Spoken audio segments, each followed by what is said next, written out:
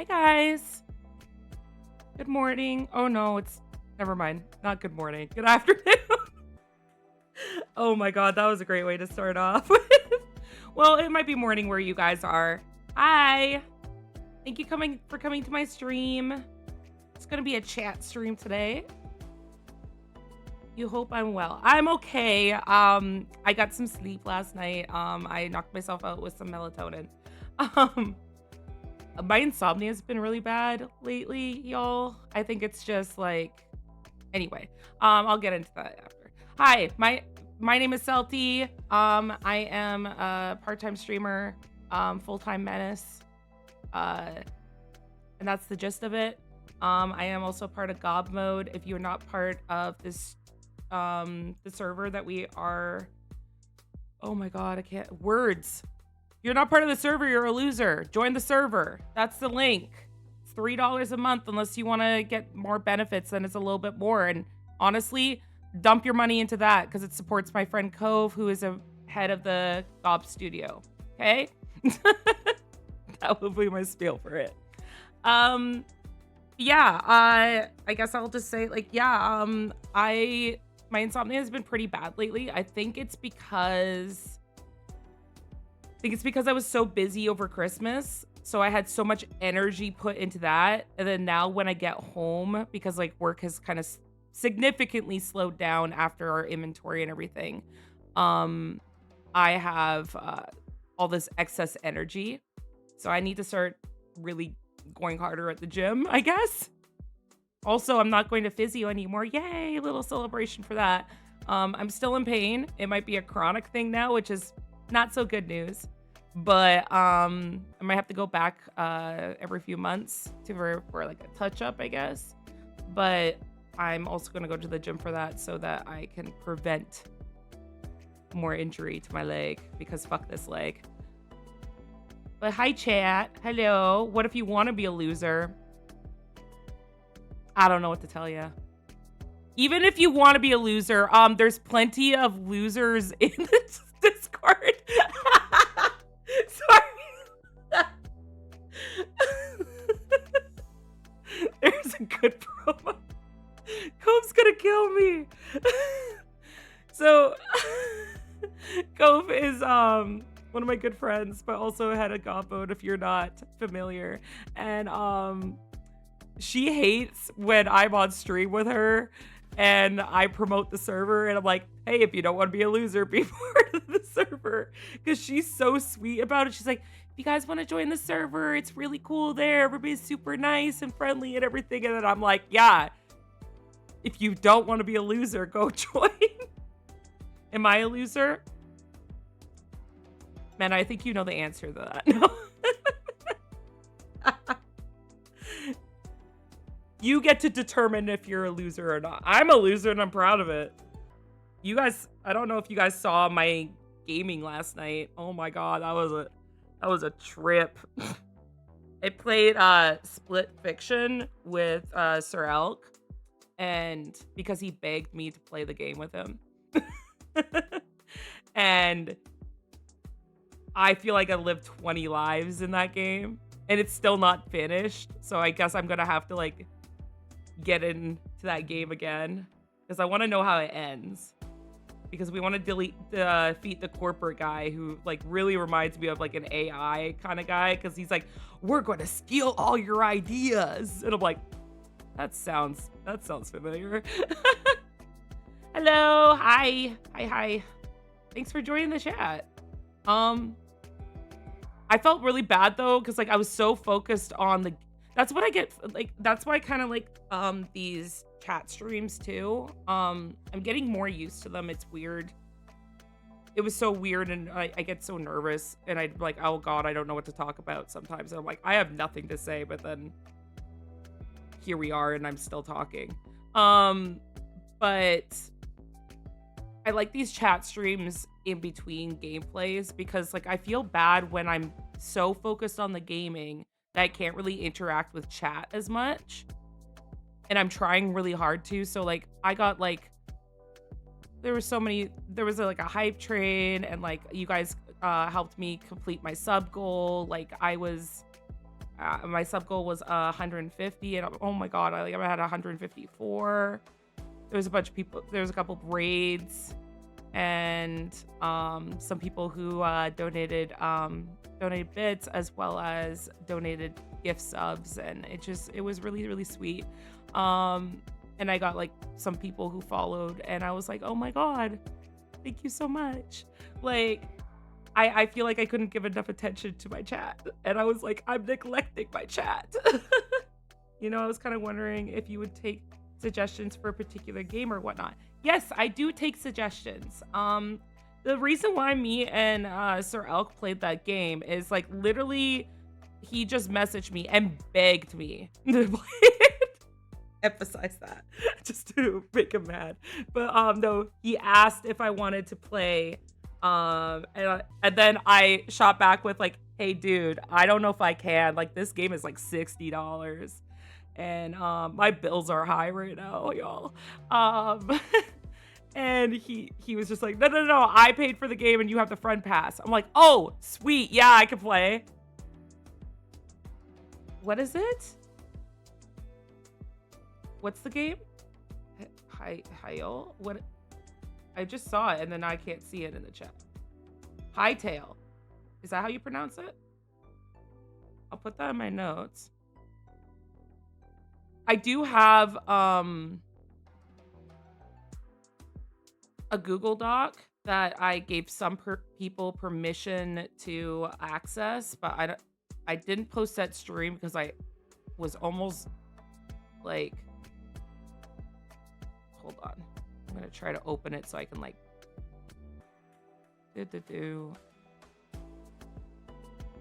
where is it? Oh, I'm under the wrong account. Oopsie. Game recommendations. Here you go. We'll put that from Pretzel. I'm joking.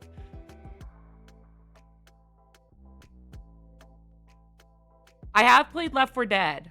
And I do have the game Portal.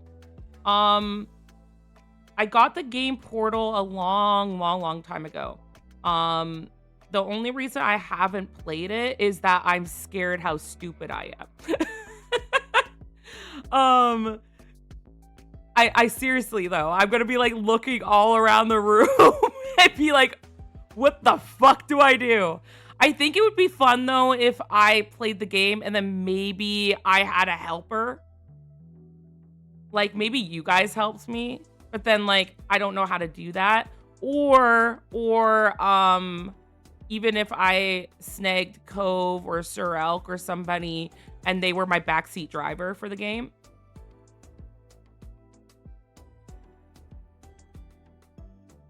It's Half-Life as a co-op. I need mods to make me a list of all these game suggestions. But yeah, Left 4 Dead I had so much fun playing. I don't know what it is. I think it's because honest, I like how I say I don't know what it is, and then I immediately were like, I think it's this. But a lot of shooting games I find is that when you run out of ammo, it's not fun. Whereas like Left 4 Dead, you can run out of ammo of the cool guns and the cool weapons and everything like that, but you still have your pistol. So it's like you're not defenseless. And that's what I like because like you always have the backup. Yeah, I really need to get mods. Oh my god. I'm just gonna have to go through the chat of this stream maybe at the beginning and like write all these down because like I can't duel that. But yeah, I love game recommendations. I will be super honest about this. So like I love gaming. I absolutely love gaming and I get really into it. And I think that somebody made a comment on my first couple streams when we were playing Peak, and it was something that really touched me because I was like, I love that this is a compliment. I love this is how you guys view me, because somebody said they liked watching me because my commitment is so hard to the game. Like, I get so involved in the game. Like, I'm not like, oh, this is just a game, blah, blah, blah. It's like, I'm there. I'm in this game. I am here to, like, and I get so, yeah, I get so immersed in the game. And that's what I really like about gaming. The one thing, like, I grew up, I don't want to age myself. I guess it's not really aging myself. Like, I had whatever. I had video game consoles and everything. I currently have I have a Wii still, but like I don't really use it as much, but I want to start using it again cuz like there's some cool fun games. Like I have like Just Dance on there, which is kind of funny. But I have my Xbox One, which I absolutely love, and I have some games there. But before that, I used to have like I have the old little handheld ones. Like I have a Game Boy SP, uh, Game Boy SP X, or sorry, there's a Game Boy DS, Nintendo DS, I think that's what it's called. And then I have Nintendo SP, and I have like all the like I have like a lot of different Pokemon games. So I love doing that. But like it was only last year that I got like a computer that could support games. I used to play Batman Arkham Asylum on my laptop, but that was like so many years ago, and that was only because one of my mother's friends works with computers, and he kind of like hacked my computer a little bit to make sure I could support it. But even then, like my laptop would heat up really a lot, and I had like this stupid dinky fan underneath my laptop to try and keep it cool.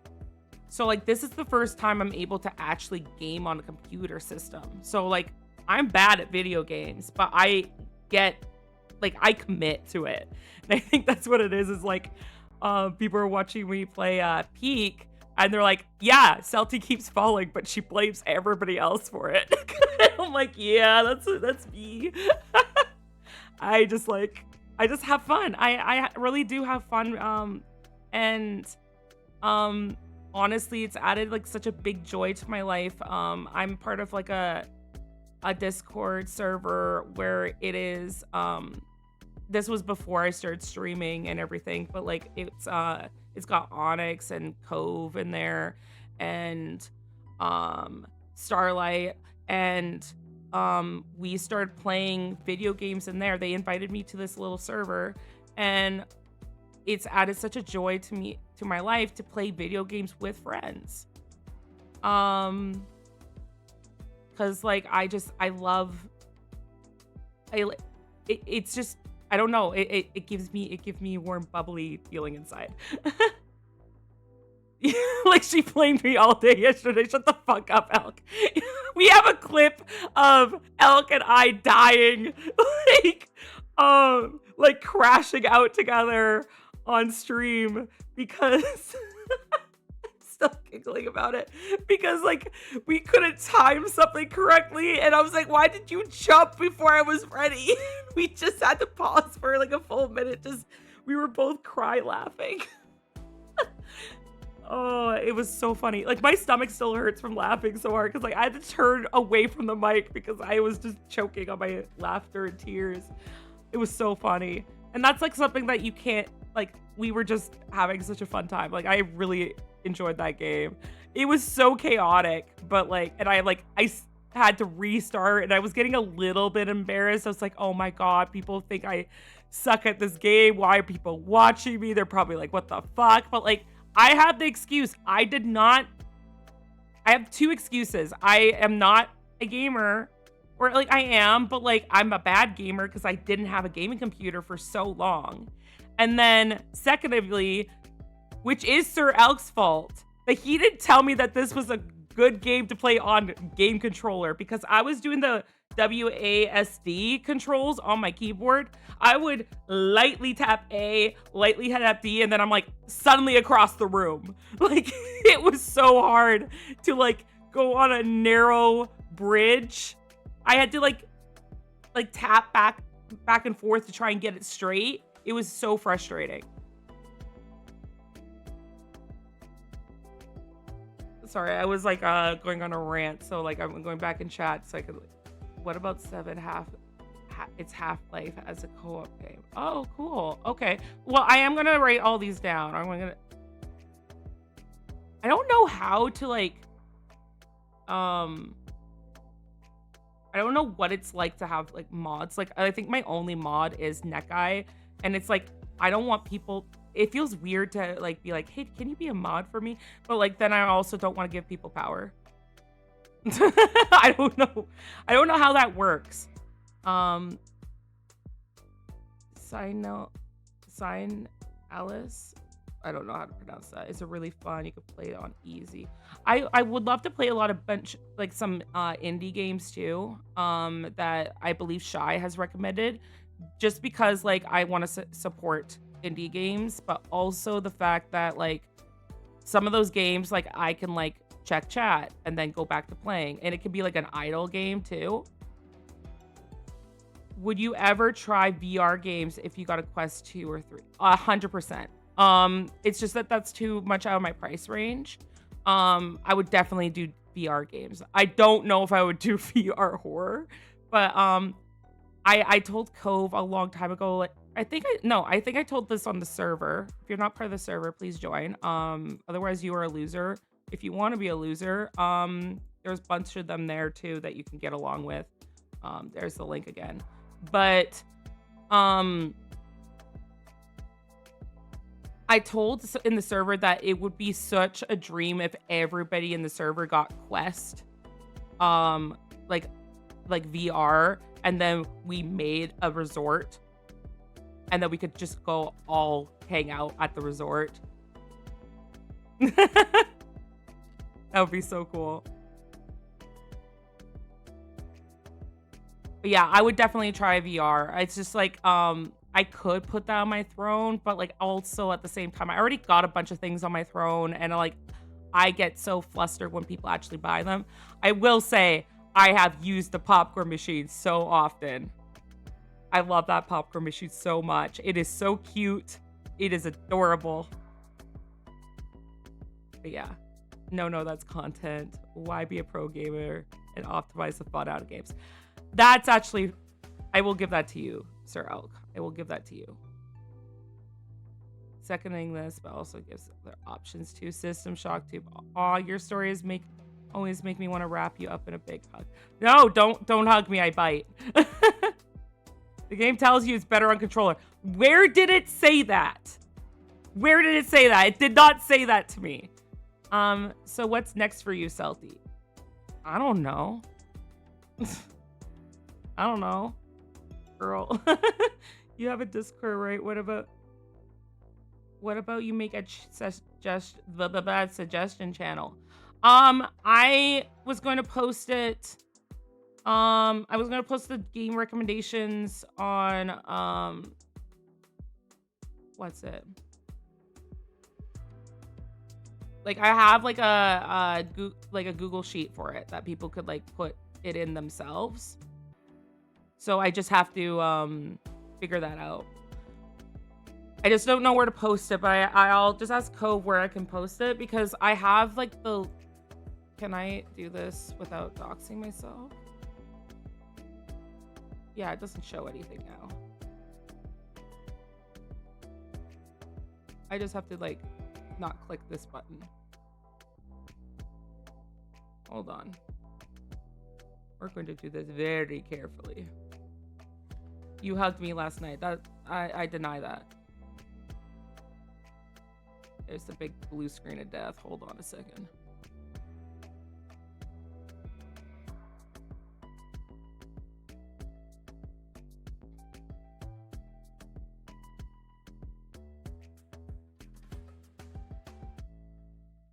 So this is what I kind of like had.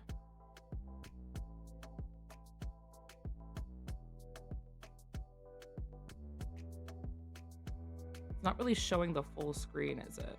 Like I can move it over, I think. Nope. But like it shows games recommended by the type of game, the cost of it. if people second that game, if it's a long game, if it's a short game, things like that. And then I also have a subsection at the bottom that says GOB mode, and it has recommendations for co-op games for Me Cove and like Me Cove and Cove and Friends. I know I purposely did that. I purposely spelt your name wrong. I wanted to see if you could see that. I'm a pest. I'm sorry.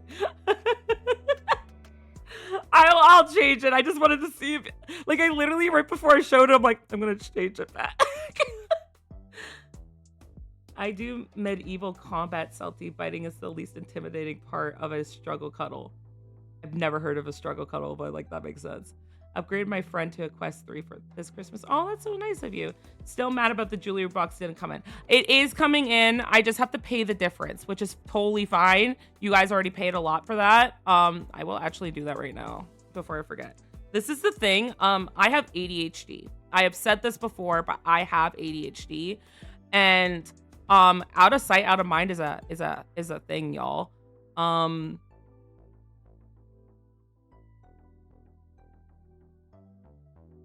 Let me do this. Resolve issue. Pay the difference. They actually have a button that says notify your followers of the pay difference. No, we're not doing that. You guys paid enough for that. Where's my card? Now I just read out the numbers on my card. Can you imagine? I will hydrate. I was cooling down my drink because it was all lukewarm and shit. So hold on. I did see that. Where the fuck is my card?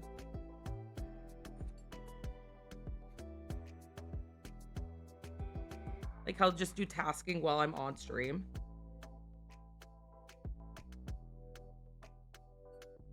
Get my shit done with y'all. I should just make a list of things I need to fix. And you guys just come along with the ride.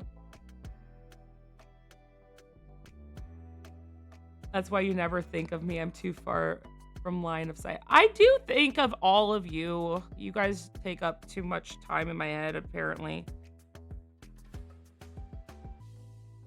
Because I always talk in the...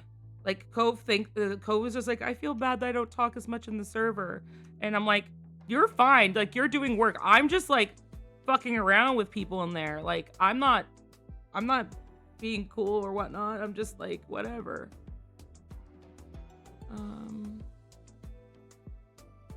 Optional. I don't want that.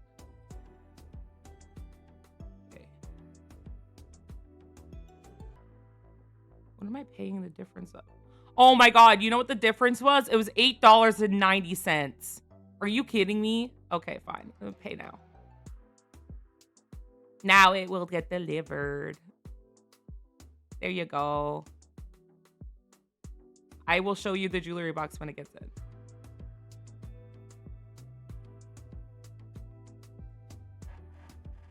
Okay.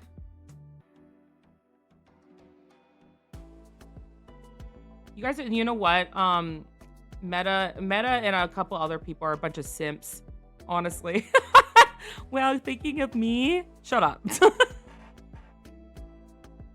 Also, I might have to adjust a couple times during stream just because, like, part of my leg injury is that my hip hurts a little bit.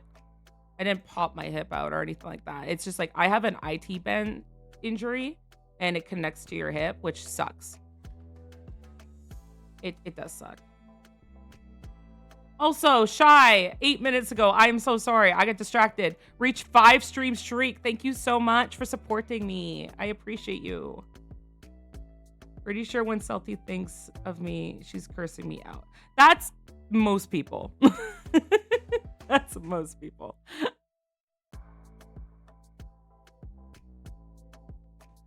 I do the Oh, I didn't realize that I did a raid last night to Booby Queen and she gave me a shout out. That's super sweet of her. I love her model.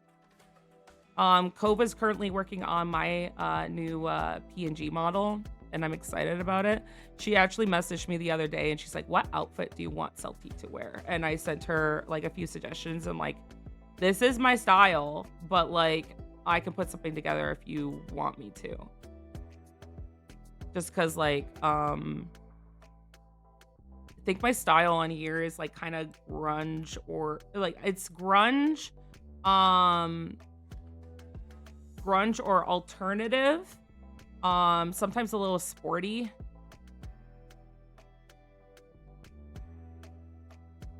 But yeah, I never know what to put on my throne though. So if you guys have suggestions, like if I've mentioned something and I haven't put on my throne, you could always suggest things that to put on my throne. Like some people are like, "Oh, I want to send you candy." I'm okay with that because like that's typically cheap. I just don't know what. It would be funny if I did like trying candy on stream and you guys heard my reactions to some. I'm just not allowed to have super spicy. Like I love super spicy, but I'm not allowed to have like, what is it? Like the one chip challenge, or like those, like the ones that are extreme Scovilles, because it's actually not good for my heart. Because I take medication for my ADHD that affects my heart. And it's funny you mentioned Paramore. I love Paramore. I well, I have like a bunch of like other songs like I like from them. Like I'm not, when it comes to my music, I should say, when it comes to my music, I like what I like. I don't necessarily follow a certain band or anything. But like I'll be like, I like this song from them. I like this song. So I do like some Paramore songs. I did like she's very pretty too. Very pretty. But yeah, I actually, yeah, cherry pick songs. Yeah, that's exactly what it is. If I look up Paramore and I look at the style, just want to see if you're right about that. Yeah, some of her outfits, yeah, definitely. It's funny because when I was younger, I've mentioned this before, but I went to a school, I went to like high school and like middle school, and I always didn't like my hair. I didn't like my natural hair color. And I always wanted to dye it a cool color, and I always wanted to get tattoos, and I always wanted to get piercings. So there was like a bunch of stuff I wanted to do, but I was also a huge people pleaser. So I didn't do that stuff for the longest time, and I didn't even wear makeup because so many people were like, "Oh, natural's better. Natural's better. I like you blonde. I like you this." And yes, I'm naturally blonde. But it's so funny. They would be like, "Oh, the blonde." I guess there are some blonde gobbos, but like, yeah, I'm naturally blonde. I wanted to dye my hair so badly because, like, you would think that your skin tone would go with your natural hair color. My skin tone, like, my hair, natural hair color feels like it washes me out. It washes my skin tone out. Like I don't suit it as long, like I suit darker or punky colors. It's such a weird thing, but I forget what it was that's my ex was like into like hairdressing and stuff like that before, and she's like, I think she said I have an olive or like I have like a reddish tint under my skin. One of those two. So I suit different colors than blonde. And yeah, no, I'm a natural blonde. It's just, it doesn't look good on me. My mother begged me to go back to blonde, but it's not happening. Now I'm a natural blue haired gobbo. Yeah, exactly. Celti is naturally blue hair and green skinned. I tried to make a point with that with my drawing too, because like my roots in my picture, in my PNG, are blue.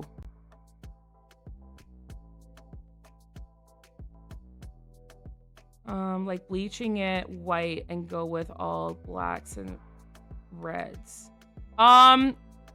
See, like I have worn white blonde wigs for like, I did a cosplay of Edward Elric, for example. And I it still washes out my skin tone unless I wear more makeup. If that makes any sense, because like I look so flat. And so like I have to put like mascara or eyeliner and like eyeliner. And I don't like wearing a lot of makeup to begin with. That's just a personal choice. I love when people like love their make. I love when people do like a huge makeup looks and everything. I don't have the skills for that. But no, to go back on that though, let me see here. I got a picture up. But like when I first dyed my hair, I wanted this. I wanted that color from that video. Like I love this red hair. And that's what I kept looking at. And I kept watching this video over and over again, saying like I wanted that red hair. And I eventually dyed my hair red, and I was super happy with it. I finally took the plunge when I wore like a red wig, kind of like that, for a Halloween costume. And then like somebody's like, "Oh, that looks really good on you." And I was like, "Yeah, I think so." And then I finally did it, and I couldn't have been happier. And then it's funny because like I stayed a redhead for a really long time. And then I was going to go on vacation. And so I asked my hairdresser, I'm like, "Hey, can we do like a little bit of a wine red?" Why is the screen black? Can you guys see me?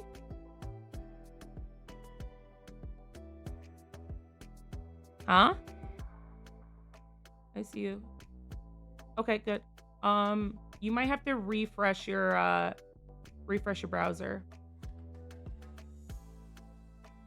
But I went to my hairdresser and I said, "Hey, can we make it more of a wine red?" And so she added a little bit of purple to it, and I don't know what happened to my hair. It just took the purple, and then she looked so horrified. She's like, "I am so sorry. I'm so sorry. I can try and fix it."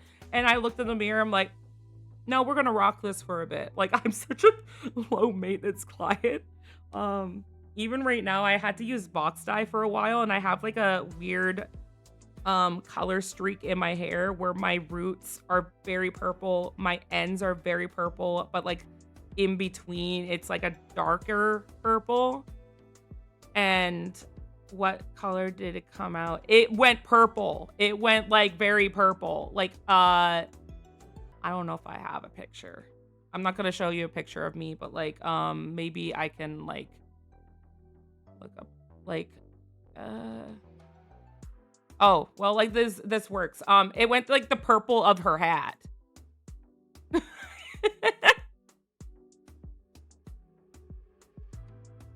Yeah, it didn't take any of the red. It just went full purple. And she's like, "I don't know what happened." Like she didn't even add that much purple to the mixture. It just like my hair was just like, "You're being purple." I love the red. Don't get me wrong, I love the red. But like it was kind of a really nice change. It was a really nice change. So then I've kept up the purple for a really long time. I have wanted to go blue. I've wanted to go green. I've wanted to go different colors. But the thing is, I also like I've seen people do like that ash color, like grayish white. And I'm like, "Oh, that looks sick." But again, not good for my skin tone. It works for my skin tone on here because I'm green. But my human form, unfortunately, no. Unfortunately not. It would make me look really cold. Even too dark of colors can make me look super, super pale, because there was one time like, so when I was trying to do my own thing with my hair, I would keep the base blonde, but I would have red underneath, or I'd have darker streaks, or I would have different funky things, but I would keep the base blonde because everybody kept wanting me blonde and I was a people pleaser. But eventually I like I think I put too much of a darker like brown in it or something, and I looked more like a brunette. And I remember I looked at the picture and I'm like, I look whiter than the snow behind me. Like but that's not necessarily a bad thing. It's just like I feel more warmer with red or purple hair. Like I enjoy really red I enjoy really warm colors. I'm currently trying to I want to go with my friend to like a couple furniture stores or something like that, or like those layout stores, and like take pictures of certain things to kind of design my small apartment, because I want my place to have warm tones. Like my favorite season is autumn. My favorite color is orange. But like orange and green, like that just makes me feel so comfortable. Stuff like that. So I want this place to feel like that. I wish I could go back to my furniture store. I need a chair. Sorry. That's such a random thing. I need a chair. That's it. I need furniture in general. Literally the only furniture, quote, furniture I have is I have a computer desk. I have a really old stand that my friend gave me that I'm super appreciative, that holds up my TV. And then I have a bookshelf as I'm looking around my room. I have a bookshelf, I have a nightstand, I have another bookshelf, and then I have like a bed. And not a bed frame. I have a bed on a box spring on the floor.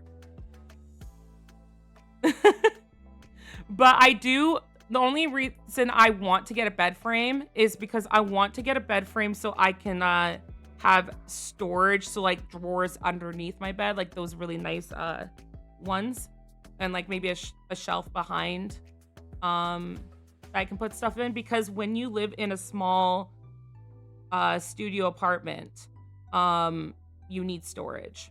That's like the biggest thing, is that I don't have enough storage. I also would love to get like, it's not really the season right now for it, but I'd like to get a little bit of patio furniture. So like, yeah, storage is a huge issue here, that I need to get stuff for. I don't have a lot of stuff, but like for like example, for Christmas, like I didn't put up anything because frankly I didn't really want to celebrate Christmas. It was a really rough time for me. I celebrated with you guys a bit though, and I hung out with my friends on the 23rd. But next year, if I'm still here, I want to be able to put a little bit of lights up in place. And where am I supposed to put those after, right? Or I don't have a vacuum. I have a broom, I have a mop, and then I have a Swiffer. And I'm like, I have to hide those in my closet. I don't have a lot of storage space, and I don't want to buy storage space. But I want to get a bed that has drawers and a shelf maybe behind it, and then I want to get a small couch. I know it'll be a little more cramped in here, but I want to get a small couch so I can sit on the couch and watch TV, or sit on the couch and even do art, because right now I'm doing it on my small tablet on my bed because it's comfy. I would need to get a new computer chair too, because this one's really bad for my back. But I want to, like, that's the dream, is like I'd want to get a small couch and a coffee table that has storage. Girl, we need to get a bigger apartment on your throne along with everything else. No! Look who needs a chair now. Eclipse, your comments make me laugh because you're so unhinged sometimes, and it like matches my energy. Your chair looks like you've had it for decades. It's not even my chair. I was donated my square screens that you guys make fun of me for. I was donated my TV stand, my computer chair, my square monitors are donated to me from various people, mostly my old roommate, because I stress you, I did not have any money for it. I did not have, like, I still don't have a lot of money because I got out of debt, and then I got out of debt, but like moving was really pricey. So I got into debt a little bit again. And then Christmas was expensive and stuff like that. So working on paying off that first. Your chair looks like you've had it for decades. I know. I need to get a chair that's like better support of my back. Eventually we'll get you out of retail so you can make more money, Salty. I make okay money, but like I'm trying so hard to save. Like that's why, okay. If you're not part of the Discord, I'm gonna pull this up. But like I'm trying to save money, so I was trying to buy like meals that were easy enough to take to work, but like still kind of healthy. And this happened. Where's that picture? I was so upset. It was in the lobby row, I think. It's like, this is how my day's going. And you guys were talking a lot in the lobby, so I don't know if I could even find this picture.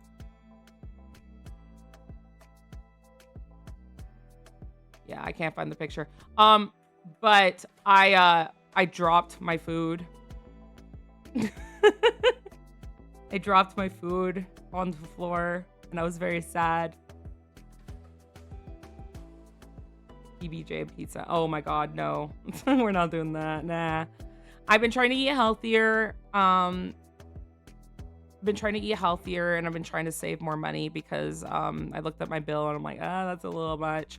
And I'm not in deep water like I was before. It's just more of like I could pay this off if I work hard at it. And I was not paying attention to money during December because I was just in survival mode. So there was a few times that I bought food out. Or like I ordered in because I was like, I cannot stand for another minute and make more food. That's why I want to do one of those. If I'm still stuck in retail, knock on wood, hopefully not for Christmas, is that if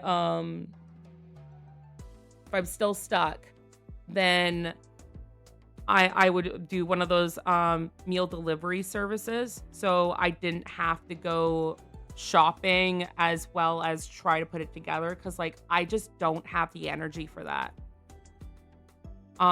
It's just too, like I was working overtime as well as managing Christmas for the first time by myself.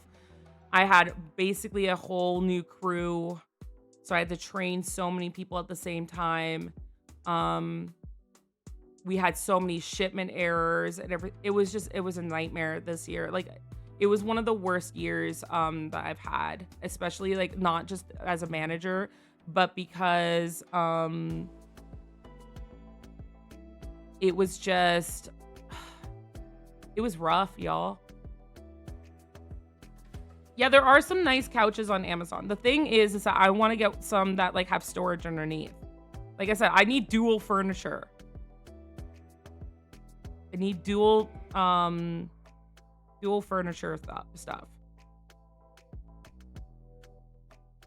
Like the one thing that I was able to get, like I was able to get this computer desk only because I've worked at my company for 10 years and they gave me a $200 Visa gift card. So I was able to use that for that.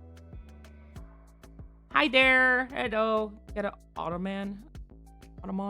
Is that how you, I don't know how to pronounce that. An otter. Get an otter. Yeah, I'm looking it up right now because I recognize that. I did not know. I said Ottoman. It looked up Otterman. So I didn't need to. Did not type that. Yeah, like something like that's fine. But like I don't think I have the space for it. Like I would love to have something like that for like patio furniture. But I have it on my throne that like there's this if I can show it on here. And just so you know, sometimes I put things on my throne that I'm working myself to up to. Like it's like my own personal wish list too. But like there's this table. Oh my god, why does it make the image so fucking big? I don't need that. I have to like free size it every time. But like this is like a coffee table that like it has storage, but also it folds out into a bigger table. So if I had my friends over and we have a bigger table to play games on. It looks like I'm about to fly away. Yeah, a little bit. But like I need stuff like this. Like I need stuff that like functions like this. I'll look up the bed that I was looking at. Bed,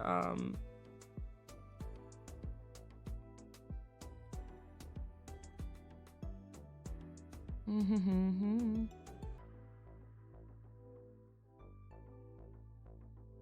a lot of the ones that like that have storage on Amazon, which is so weird to me, is like they light up.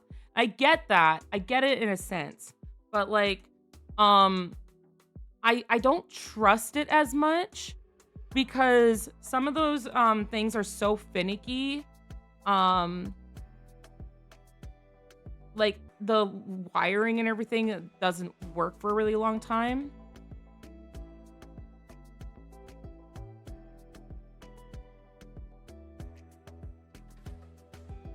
I can't find it.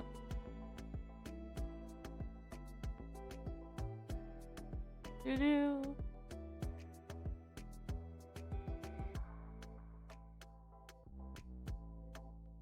That's not really what I was looking for. Did I put it on my wish list on my Amazon? Maybe. I hear notifications and I'm scared to look. What'd y'all do? Give me a second. What is happening on here? Okay, hold on. I gotta look now. Stretch, hydrate, shrimp check. Hi, Penny Goblin. Hello. Welcome back. Be afraid of the self-care. Hi. Thank you for coming to my stream. Thanks for coming to my stream yesterday. It was really appreciated. How do I access my... Where's my wish list? Okay. Revamp room wish list. There it is. Also, I need a new shower curtain. Oh my god. There's so many things I need, but like I'm like, I can live without that. There's dumb stuff on here too. I really want to get a big blender too. There's so many wants, but cannot get. Because money is issue. That's not, don't take that as like, I need you guys to donate. Please take care of yourselves first. That is me and my issue. I cannot find this thing. Anyway, it has like a shelf behind it and storage underneath. There's this cool shelf that turns into a full table, but it's expensive. Yeah, the thing is like the way my place is kind of put together though, is that I don't need another shelf for a table. I mean, I could put a table there, but I want a coffee table because I want to like just curl up on the couch with a big blanket and some pillows and watch TV and do art. That's my thing. Also, I am stretching right now, so hold on. Stretch, and then I gotta go get my drink. I know. Okay, the ID situation. I was there yesterday. I swear you were. Hold on. Oh my god, sorry. That's someone else. Penny Piston was there yesterday. Sorry, my bad. I was like, Penny, hi again. My bad, girl. Girl, guy, they, them. I'm sorry, I don't know. Hi. The thing with the ID is that I am going to, I am a guy. Okay.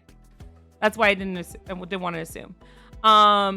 Sometimes I say girl anyway. Like, I'll just be like, hey, girl, what you doing? Doesn't matter the gender.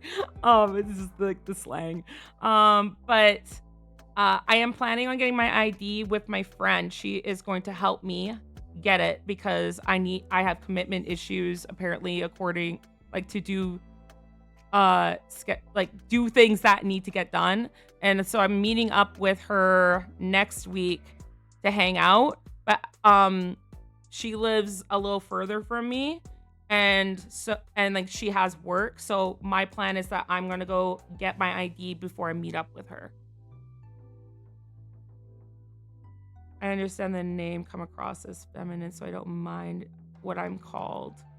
I have in real life I have a unisex name, so I get that. Salty, you should be fine around pennies since Canadian don't have pennies anywhere. Otherwise, we yeah, we don't have pennies. I didn't realize that people didn't notice that. That like the Canadians, we got rid of pennies like 2017. Talking your loonies and toonies. Yeah. We get teased a lot for our quote Monopoly money, but I don't know how I would do till if I didn't have the color indications.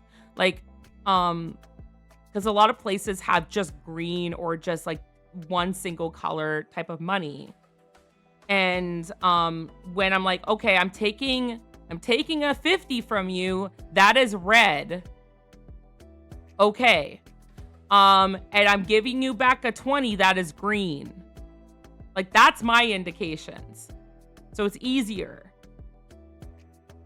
We do it by size. So your bills are different sizes? That's weird. But also I know that there's writing at the corner of every bill. I get that. I understand that. But like, I don't want to look at it though. I still have to look at 50s and 100s because I know that people fake those. But like, it's a little harder to fake Canadian money because it's like made of that poly plastic or whatever it is. I'm just looking up a picture so I can show you people who don't know.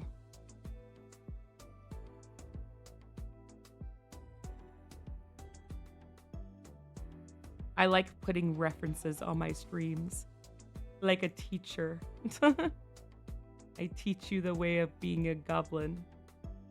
So that's like our money right here.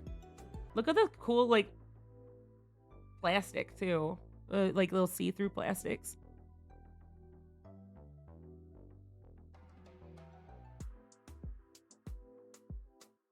But like our money's pretty. Look how pretty it is.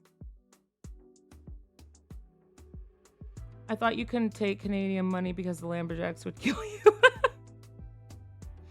Okay, story time. No. Long time ago, I used to go on these different thread websites and do RPs. So like written RPs. I used to be part of like a Harry Potter one. Like this was like back in middle school. No, this was in high school. But I did like Harry Potter roleplay websites where I was a character at a Hogwarts or Durmstrang was one of them too. School, you make a character, kind of like OCs a little bit. Make a character and then you would type as a character and then somebody else in the thread would type as their character. So I used to be part of that. And on these websites, you would have a chat option. So I used to talk with like people from America all the time. Typically it was America. I don't think we had anybody else. It was mostly Canadians and Americans on these websites. I didn't run into people who were like, I'm from Australia or something like that. But it was funny though, because like they knew I was full of shit, but like I would be like, I need to go return to my igloo and go ride my moose to school. And I would just go with all the, what is it called? Like all the stereotypes for Canadians. It was a good time. It helped me out a lot. I was, I'll be candid. I was going through a really shit time in high school, and not just because normal shitty high school shit. It was also because like family shit. Um, not fun. Not fun family shit. But I relied on that website, those kind of websites a lot because I loved writing. I loved writing, and then those were my online friends. And sometimes I think about them, I'm like, I hope they're doing okay because it kind of got disconnected. Um, yeah. Okay. I talked about this on stream before. I shall lurk back to making roasted chicken. Oh, send some over, please. I did make breakfast. I didn't eat all of it, but like I made some breakfast. I guess brunch if you really think about it. So I have been candid that I have a Harry Potter related tattoo, and no, it's not the Deathly Hollow symbol or anything like that. But I have a Harry Potter tattoo because it was before all the stuff with J.K. Rowling, and I have been very candid and forward about my feelings that I do not agree with J.K. Rowling. But I have some really cherished memories with the Harry Potter series. It was the first book I binged, read over and over again. It got me into reading as a child. Well, I guess not as a child, but like a little bit later on. But it got me into reading. It got me into fantasy. It got me into loving all the. It was like my first nerd obsession. Because I was so nerdy about certain things, but like I couldn't channel that nerdy energy somewhere. And I was so involved in it. And then like I have this treasured memory with my mother, where whenever one of the new Harry Potter books came out, I would tell her, she would mark it on the calendar, and then in the morning she would go drive out to the store, wait for them to open, get me that book, set it on the coffee table in front of the couch. And then when I got up in the morning, I would know the book was there, and I would sit there and I would read all day, and I didn't have to do any chores or anything all day long. I got to read, and she just encouraged that. So like that's a treasured memory of mine. So yes, I got a Harry Potter tattoo. So I have like cool memories tied to them that Daniel Radcliffe made a really good post kind of like after some of like her views came out on the Trevor Project website, which is for LGBTQ. And I think I quoted it a long time ago. Not I don't think I can find it, but shit.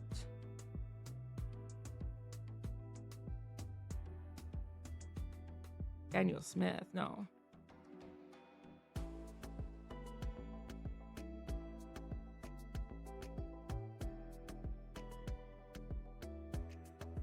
Thank you for the 50 bits, Mao. Thank you so much.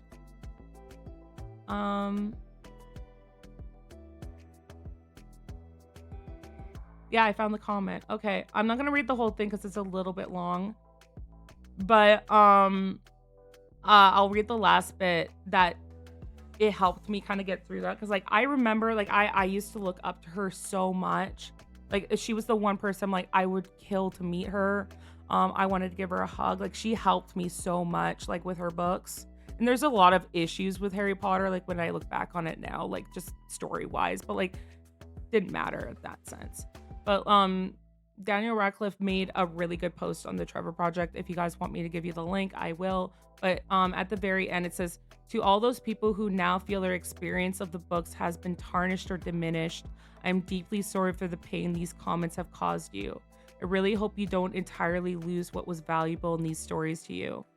In these books, if these books taught you that love is the strongest force in the universe, capable of overcoming anything, if they taught you that strength is found in diversity and that dogmatic ideas of pureness led to the oppression of vulnerable groups, if you believe that a particular character is trans, non-binary, or gender fluid, or that they are gay or bisexual, if you found anything in these stories that resonated with you and helped you during any time of your life, then that is between you and the book that you read, and it is sacred. And in my opinion, nobody can touch that. It means to you what it means to you. And I hope that these comments will not taint that too much. And I needed to hear that because, oh no, did it go right in the ads? I'm so sorry. My bad. I'm sorry. I wrote the right in the ads. My bad. I will post it though. I will just copy and paste maybe. Is this too long of a message? Yeah, character limit reached. Icky Neko, thank you so much for the resubscription for 3 months. Never got into HP, but I saw a lot of friends struggle with that. Dan is a cool guy for posting that. Aw, Icky, thank you so much for the 15 bits. Thank you. No more ads. I will post. It's the last paragraph if you guys want to read it, but like he wrote it a while back, and it meant a lot. What I was saying before the ad started is like it meant a lot to me that he posted this, because I was going through such I felt like such a crisis was going on in my head, because I love this book series so much, and I looked up to her. Like, she was a single mom with 3 kids. My mom was a single mom with 3 kids. Things like that. Like, I was just like, she got rejected so many times for this book. Like, there were so many things to admire about her. She donated to homeless shelters and everything like that. But then she came out with such, this is my opinion, she came out with such terrible views. And I have transgender friends. I have friends who identify as bi or non-binary, who identify as trans, who identify as anything the hell they want. And it meant a lot to me, like, growing up. And I needed to hear what Daniel Radcliffe said in order to kind of process my feelings through it. Like, I remember I woke up one day and I was just like, I was going on Twitter and I was getting tearful about like all the stuff that she was saying. And I was just like, it hurts my soul that you are like this.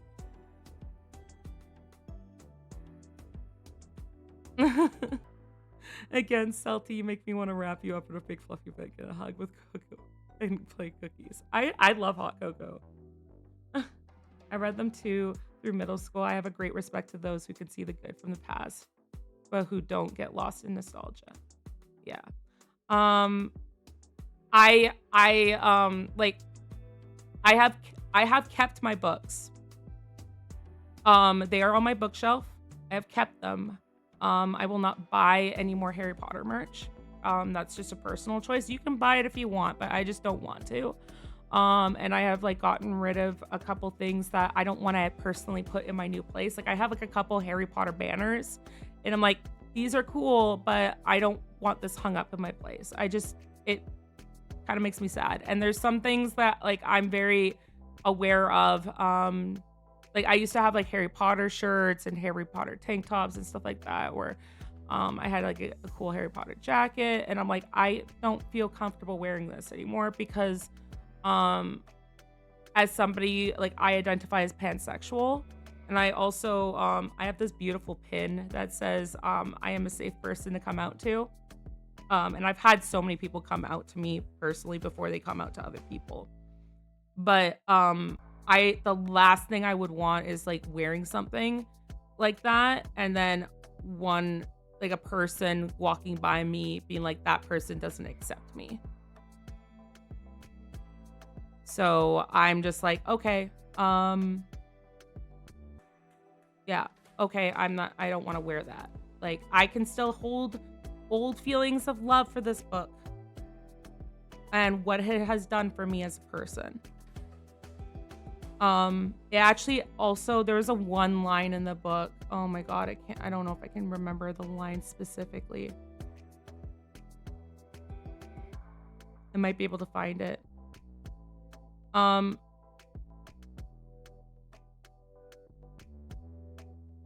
trying not to like I don't think I can spoil Harry Potter anymore because it's been so long, right? But basically, a character died that was very important to Harry Potter. I believe this was in the fifth book, and I was going through such a personally really hard time. Like I didn't have anybody pass away, but like I felt like something like this was the time that I was going through really bad depression, and I didn't know how to handle it and I didn't know how to express it. But there was this beautiful line that was something to akin. It was something very, very simple, but it hit me so hard. And it was like, Harry didn't want to be around other people. Or sorry, whenever Harry was around other people, he wanted to be alone. And whenever he was alone, he wanted to be around other people. And it perfectly summed up how I felt. And I felt very touched by that. And I was like, oh, like, you know, when you read something, you're like, oh my God, somebody gets it. Or like somebody says something that resonates with you so much. And you're like, oh my God, I feel seen. That I was like, oh, okay. And it healed a little bit of a part of me. So like there's certain moments like that, that really helped me get through stuff. But yeah, I kind of went on the off topic bit, but like, my Harry Potter house, I think that was the original question. It's like, I've said this before. It's like, it's Gryffindor, but, whenever I take on the test, it kind of goes between Gryffindor and Slytherin. So I'm like either or. And I made the joke before. I'm like, I'm basically Harry Potter because he was going, no, I don't want to be Harry Potter. But, I was just like, they were like, you have the cunning and the drive of a Slytherin. But also, I reside a little bit more with Gryffindor only because it's not that it's a popular house, which a lot of people accuse me of. It was purely the fact that I get myself into trouble without thinking things through first. I don't. The best example I can give is that I think I've told this before on stream, is that I was in a situation with my friend who was a Hufflepuff, and I was getting off the train, and these two guys were fighting over this girl in the middle of the road. It was not a busy road. It was like a road that curved in to like get into the place where you were able to park. And these two guys were like literally punching each other and having a fight. And then some people were recording and some people were like about to call the cops and everything like that. And this girl was so freaked out about it. My friend, we'll call him Sam, or I don't know, first name came to my head. But Sam was like, Celty, we should go, and kept trying to like tug me away. And my brain shut off to my own safety. And I was like, I need to go help this girl. And that sounds like it kind of sounds, quote, heroic, but it is not the right thing to do. You need to take care of yourself first and not jump into a fight. Like it's like basically the whole thing of can you actually like those people who are just like, okay, you have to look at the person to see if you could actually take them, where there's some people who are like, I could take them, and they don't even like look at the height or the weight class or anything like that. They just jump in. The second person would be very stupid, and I'm very stupid when it comes to that. So in this situation, I pushed my friend's arm away and I walked up to the girl in between this fight going on, and I grabbed her arm and I pulled her away from the fight. And then she was like, oh my God, they're fighting. Like, I don't remember what she said. It was not a few years ago. It was like a long time ago. And she's like, they're like fighting and blah, blah, blah. And I'm like, yeah, but you're going to get hurt. And my friend got mad at me later because he was just like, you could have gotten hurt. I'm like, yeah, but she was going to get hurt. It's like, what about your safety? I'm like, it was irrelevant in that. Okay, yes. Icky got the exact thing. It's like before I knew it, my feet were moving. That's what kind of a Gryffindor is to me a little bit. Is like I couldn't help myself. And it's not a good thing. Like when you have superpowers like Deku, cool. But and even at that time, I think when he said that, he didn't have any powers. So like it's a very stupid thing to do because like you're putting yourself in danger. But I don't know how to do that. I don't know how to shut that off. Like there was literally a situation that happened at work a few years back where I was not at work. And this guy was creeping out my my younger coworker, who like we treated as like the little sister of the group. Like she was the youngest. And this guy was so bad that my district manager like basically threatened him at the time to get the fuck out of our store. And there was a point in time that my manager looked over at my district manager and said, good thing Celty wasn't here. And he had to call me after the whole thing was resolved to let me know, because I was the assistant manager at the time. And he told me, he's like, thank God you weren't here. And even our district manager said, thank God you weren't here. Because they knew that I would have decked him for what he did and for what he was saying.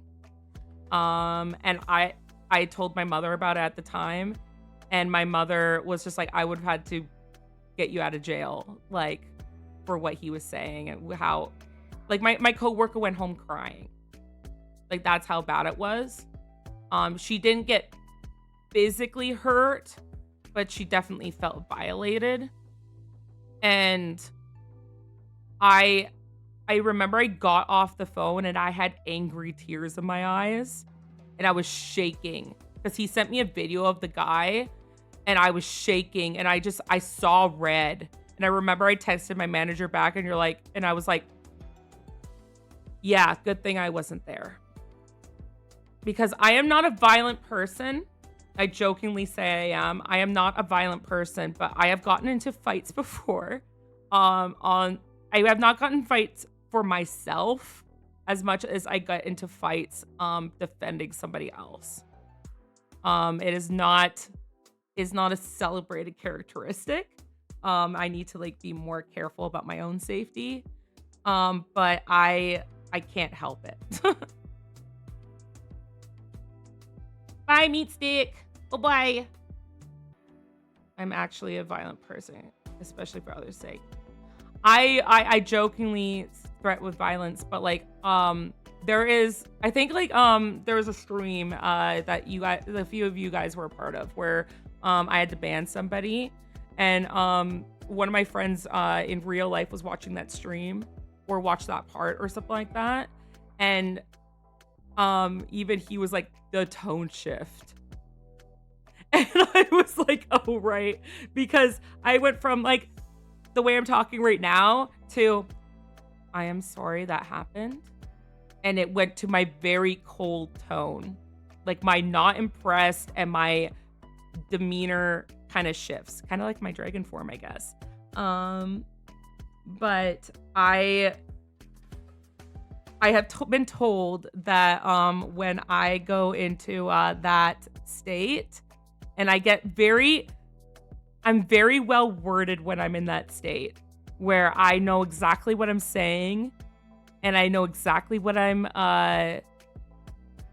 what is it? I know the words that I have to say, and I go really cold. My friend told me, because like he's a writer, so he kind of embellished it a bit though. He's like, it looks like your eyes freeze over, like you go cold. And I'm like, and when I am in that state, I have been told I'm terrifying. I have been told I am scary, which is so funny to me. But I've only had to go into that state a few times in front of friends and more times in front of family, because I've had family shit. But I after the moment, I have like adrenaline rush and like my shake and everything like that. But even it comes across during messages and everything when I'm pissed. It's like this completely different person arises up inside me. When I get very defensive. Like I had a fight with one of my friends. It was a list guy, if you guys remember that story. But when I remember, I messaged him and it said, "Hey, this is not okay." And I had such a long spiel towards him. That like you were not a good friend, you were not a good person. You claimed to be my friend and you did this and this. I don't want to talk to you anymore. Apparently, like my other friend told me he was with him at the time and he read that and he was just like, "You fucked up." You really fucked up. Like, that is, yeah, like, yeah, I remember the tone when the heckler came in. Exactly. I don't know how to, it's just, it comes out where it's like, I don't yell and rage. I get cold and it freaks out people more. And the thing is that it takes really, it's a lot to piss me off. Like, it's all about intention. Like, if somebody, like, I won't say who, but somebody messaged me today and asked me if they made me uncomfortable or they made me this or anything like that. And I was just like, no, I'm fine. I know how to take a joke. I will let you know if I am uncomfortable with anything. But, what was I trying to say? Damn it, I lost it. Hold on. Where'd it go? Where'd that thought go? Come back, thought. Please come back. Please come back.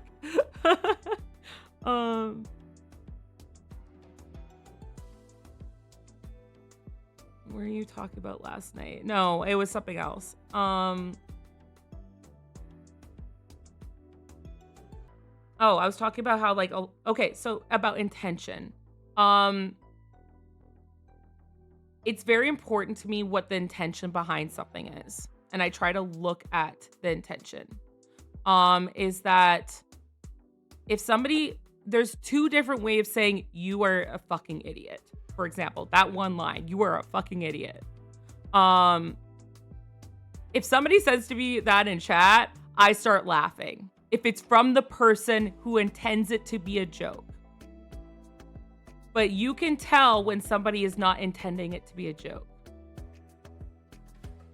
Because you know who that person is. So there's a lot of people in my life that if they can say whatever they want to me and I won't take offense unless they say something like a really offensive thing. Obviously, if they're saying something like if they said, like, if they quoted J.K. Rowling, for example, and they're like, "This is my belief," I would be like, then I shut down. Then I'm like, okay, no. But if they're saying something like, "You're such a," if like Cove came in here, for example, Cove, we love Cove. If Cove came in here, it's like, "You're such a fucking idiot." I would just start laughing because I know her intention is pure and her intention is to make me laugh. But if that came from a stranger or if that came from somebody who is passive aggressive, who is manipulative and stuff like that, and I know from that past behavior, then I'm taking it a different way, right? Just like whenever I tell you guys, I'm like, "Oh my God, fuck off," or "Oh my God, you guys dumbasses," or "I fucking hate you," or I say all these horrible things. I never mean it. I never mean it. And that's what it is. It's the intention there. I never mean it. And you guys don't ever take it as mean it. It's bratty. It's bratty behavior. Exactly. The only time to take it would be like if I'm like, "Hey, I need to say this and I hope that it doesn't come across," like I start going very professional, very calm, and I am very direct with like my boundaries. I'm trying to work harder on that. So I'm not a pretzel. No, you are. That's true. No. But yeah, it's like there's some people who are just like, I'm so sorry I said this. And I'm like, I didn't even take any offense to it. Because like, why would I? Because you were so, because I know who you are and I know I know you didn't mean it. I'm not giving nicknames out. Everybody's just like, oh, Salty gives out nicknames. Just like fucking elk. God damn.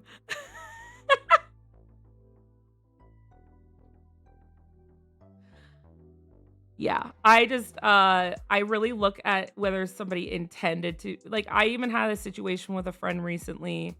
I won't get into it, just in case they're watching. But if you know about this, whatever. I had to talk to them a little bit, and I know they didn't intend to hurt me. So the conversation went pretty well, but like when it came to like a long time ago with that list guy, who was very on and off cruel with me. I walked on eggshells around him because I didn't know if he meant something one moment and he meant something other. Oh, Salty, speaking of affectionate insults, want to see the emote I made that I was surprised I got approved. It's a curse. Yes, I do want to see it.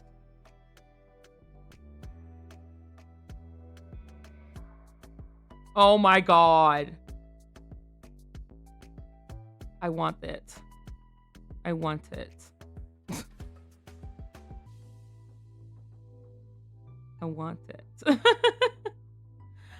I grew up with a lot of nicknames. I don't know what it was. It was just like, I guess I had the name for it, but like also just like things happened or just like, what the fuck? As someone who potentially autistic and OCD, I worry about what I say and how I act super often. I do. I have OCD too. And my ADHD person is just like, hey, can we talk about whether or not you have the tism? And I'm like, I'm fine with all the labels I have. I have too many labels. And if I do, whatever. But I definitely have OCD. I've been diagnosed with that. But I hyper vigilant and nervous about saying certain things. I do overthink about what I'm saying, but when it comes to just jokingly insulting, I don't put too much effort into it. But when I'm like actually having a conversation with somebody, I do think about it. I do think of overthink about what I'm saying, and how I'm saying it, and how it's coming across. I sometimes over explain where I'm just like, hey, I want to give you this, but I don't want you to think of this way or this way when I'm saying this and this and this. I am trying to get across this, and this. So like I will over explain it to make sure that like it's not coming across badly. But when it comes to insults, I throw them left, right, and center. Cause like it's like I think I wouldn't have done that unless I wasn't streaming, honestly. Because it's so different when it comes to text unless you have gotten to know somebody and you can kind of like banter back and forth. If I just came into the Discord and I started insulting everybody and nobody knew about me really, bye pretzel. If nobody knew who I was or anything, they'd be like, who is this bitch? But because you guys kind of got to know me a little bit through here, then you guys can kind of pick up on my tone and my intention. That's the server. If you're not part of the server, you're a loser. Things like that. Like, obviously, I don't mean you're a loser. I kind of do. No, it's only because I'm trying to promote the server. Because like the server, like the cost of the server does not go to me. By the way, I am promoting this solely on the thing that I want Cove to succeed. Like I don't get any profit from the server. I'm just there. Who is this goblin? Why is she biting everyone's ankles? Exactly. Welcome back, Shy. I gotta go play goalie. The kids are mobbing. He's trying to... Okay. Have fun with the kids. Have fun with the kiddos. Don't make them win. Like, show them who's boss. Wreck them.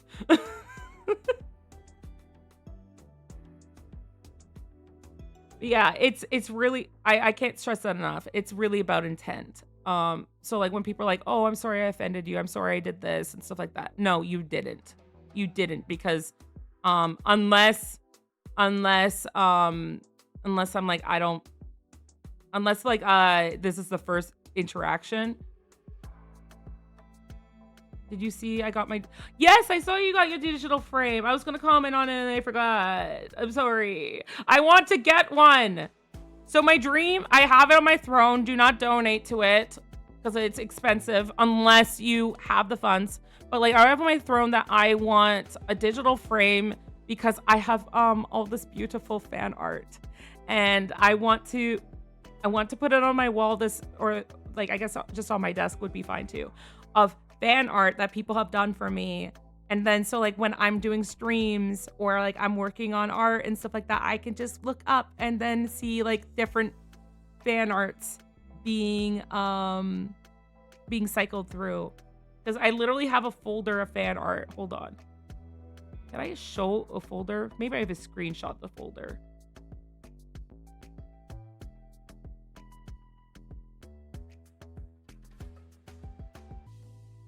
I think that's all updated too. I'm pretty sure I didn't miss anybody. I would feel so bad if I did.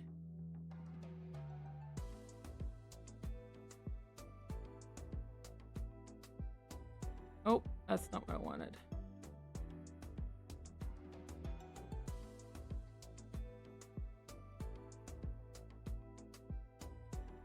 I gotta go back and edit some of the titles because I want to edit the titles to make sure that I have everybody's username for them.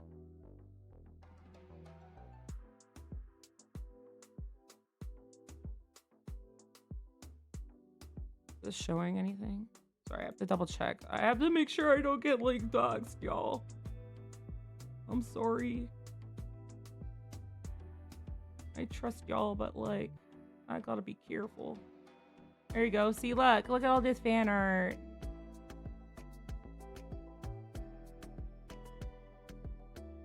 I want these to be cycled through though.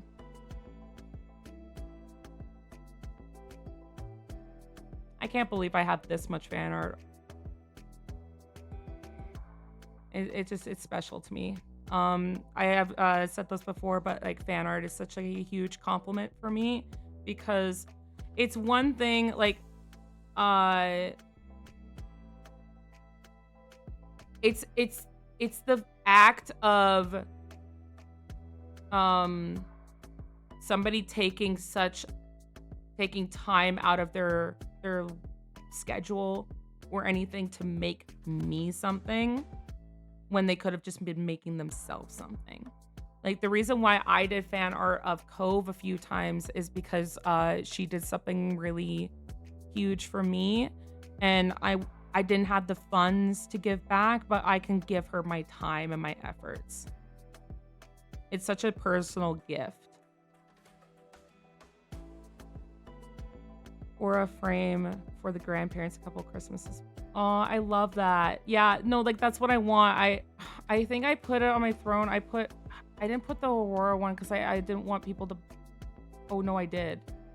But no, I found an Aura one, but like it's not as expensive as the other ones I've seen because like there's some of them that are $600.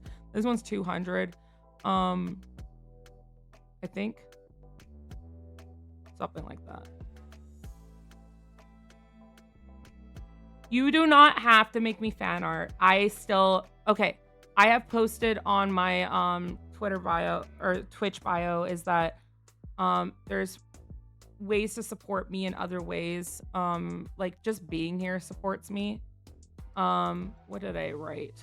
Let me oh, that didn't work. That wouldn't work.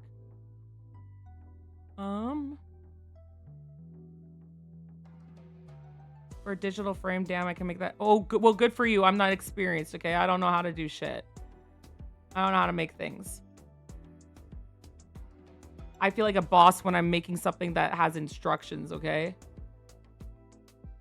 Oh my god. I hope that was not feedback that you guys hear. Yeah, I have written on my thing is the best way to show support is to follow my channel, come hang out with me in chat, or share my channel to others. You can also follow me on my social media accounts. This is free and so very appreciative. Other quote less free ways you can support me is by subscribing, donating bits during my streams. You can check out my Throne account if you wish, but listen to me very carefully, and this is written in all caps. Take care of your own financial needs first. You might want me to see me get all flustered on stream, but think of yourself first, because I know as for myself, I would love to donate bits. I would love to subscribe to all your channels and give you all the shit that you deserve, but I cannot afford it with my financial situation right now, so I can't do it. I'm sorry. The best I could do is the best I'm doing right now. I wish I could give all my time too, like, of just, like the people who have donated towards me and everything. I wish I had the time that I could make every one of you guys a piece of art in return. Like I wish I could promise that, but I just can't. It's so hard. It's like so it feels imbalanced. So like I'm just hoping that like being entertaining here is enough. Is it enough that I'm helping? I'm to be your entertainer. I could probably help you make it. No, I don't trust myself. But that's why that's why it's there. I don't know. What are these notifications I'm getting? Sorry, I got distracted. Is Rooker giving out money again? Yes. They do. I don't think they are today too. Well, like they gave some bits yesterday, but and I told Rooker too. I'm like, I hope you know that like I don't expect you to give me like bits just because you show up for a stream. Like if like I don't want this expectation to show of like we make joke. I make jokes about. Oh, Eclipse, thank you so much. Someone say giving money. Eclipse, thank you so much for giving out a community sub. I appreciate you.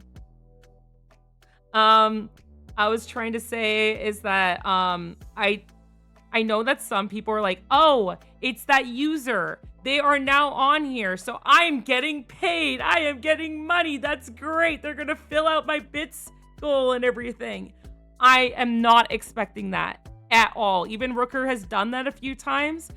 Whenever Rooker or anybody visits my stream, I am not, please don't think that, and don't think like, oh, I really need to donate today because they expect me to do it and blah blah blah. And I'm like, no, please don't do that. Like I honestly, yeah, I don't want that to be an expectation. I've seen people have that expectation for others, and it makes me cringe because it's like now that person has set a precedent and that they feel like obligated to follow it. And I'm like, please don't feel that way. I'm just appreciative of what I do get. And like, if I go on a stream like today and I got like a couple subs, resubs, and I got some bits.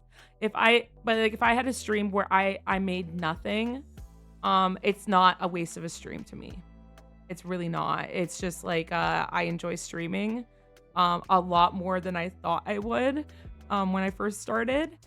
And this is cool for me just as much as it's cool for you. And like yes, money is crazy and it's great and like I hate it, but I also need it.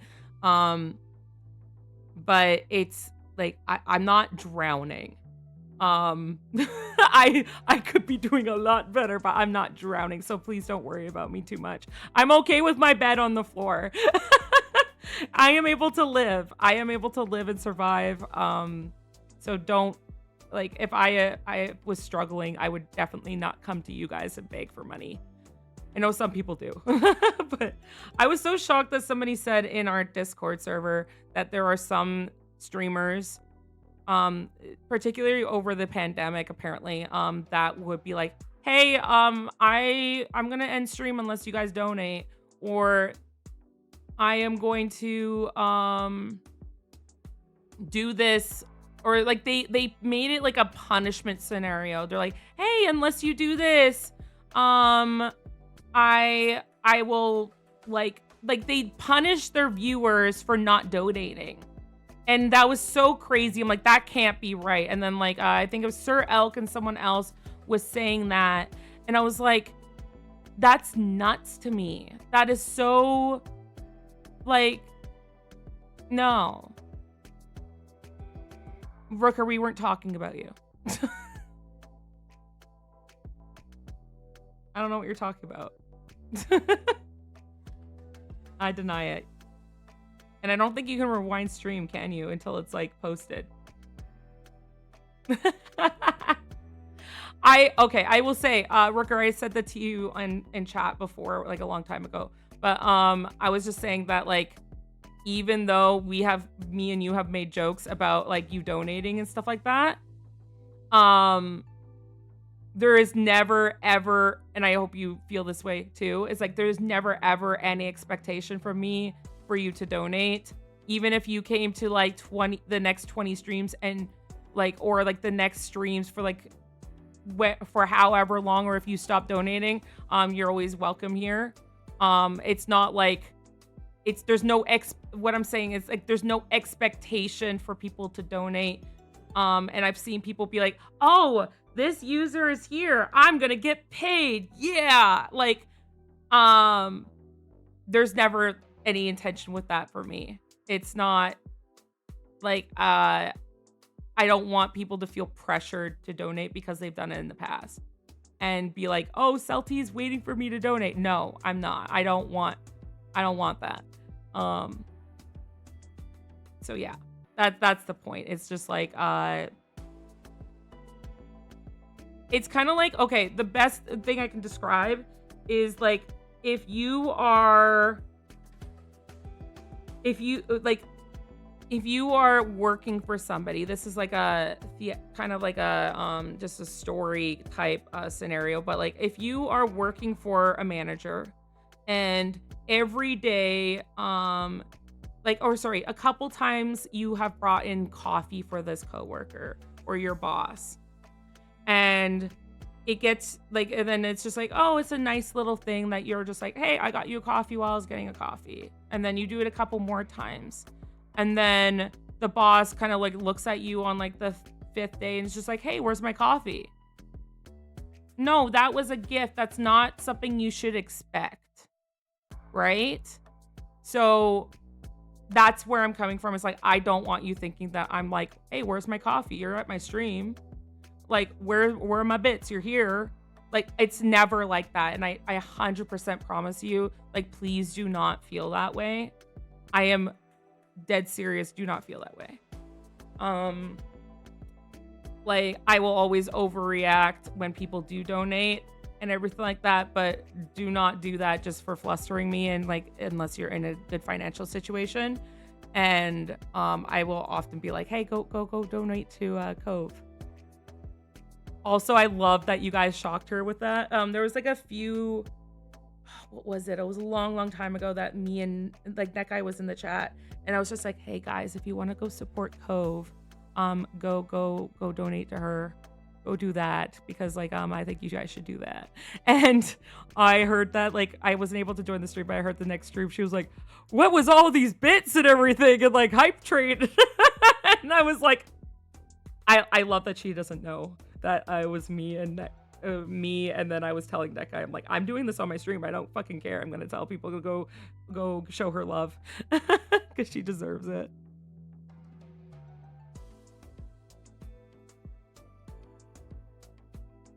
By the way, Eclipse, I got notification that that your gift towards me is it's coming. So thank you for that again, you brat. I don't want to go back to work, but my break's over. Ugh. I saw there was, I forget their username now. I was just seeing like little clips of it. But like there's this Twitch user. I think I have to go find them. I think they seem like my vibe, but they're probably way more famous than me. But I know that we would probably get along. There's so many streamers that I would love to like collab with, but that they threaten people if they leave the stream.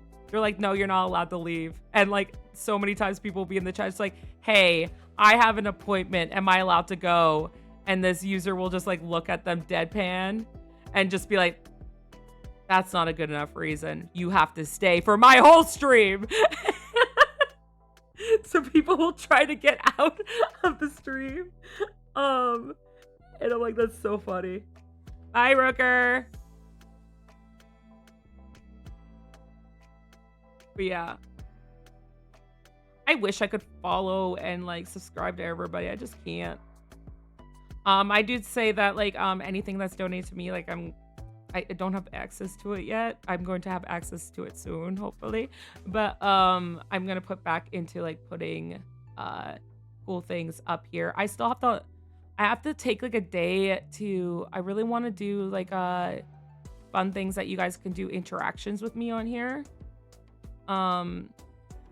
Like there's like there's like different bots and everything, like if you want to highlight a message, then it will actually read out it in an audio voice to me. Or like if you guys want to like use channel points for like memes, that would be fine. I just have to figure out how to do that. I don't know. I'm what you see on the screen, I'm very proud of because I've done it all by myself. I've done the background, I've done my opening screen, and I've done like all these different things basically by myself, which is insane to me. It just took a lot of Googling and trying to make it look pretty.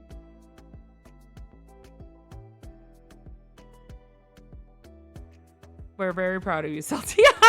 I was not searching. Maybe I was searching for a compliment. I don't know. I was like, guys, look at all my effort. Come on. I need to take a day to figure out bits and stuff for streams. Yeah, exactly. That's what it is. Like, there's a lot of like nips and nabs that go into streaming. I'm getting more used to it now where I'm like, oh, I don't need so much time to get everything ready now. Because I kind of have like a checklist. But there's definitely things that I want to add. And yeah, we'll see.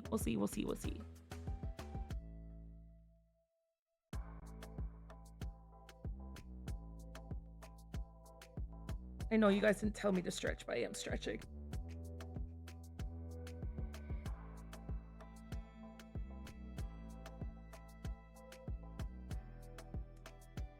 I gotta go hydrate now.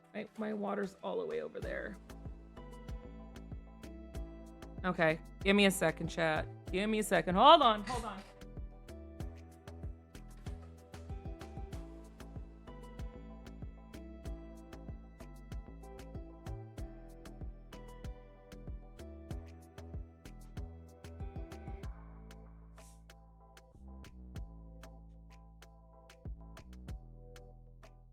I got it.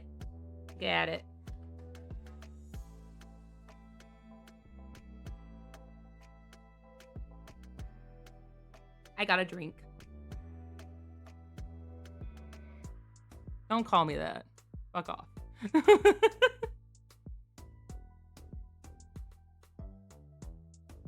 I don't like that. Like after this stream, I'm gonna have to clean my place. Like I know that like I got to do a bit of a longer stream today because physio's done.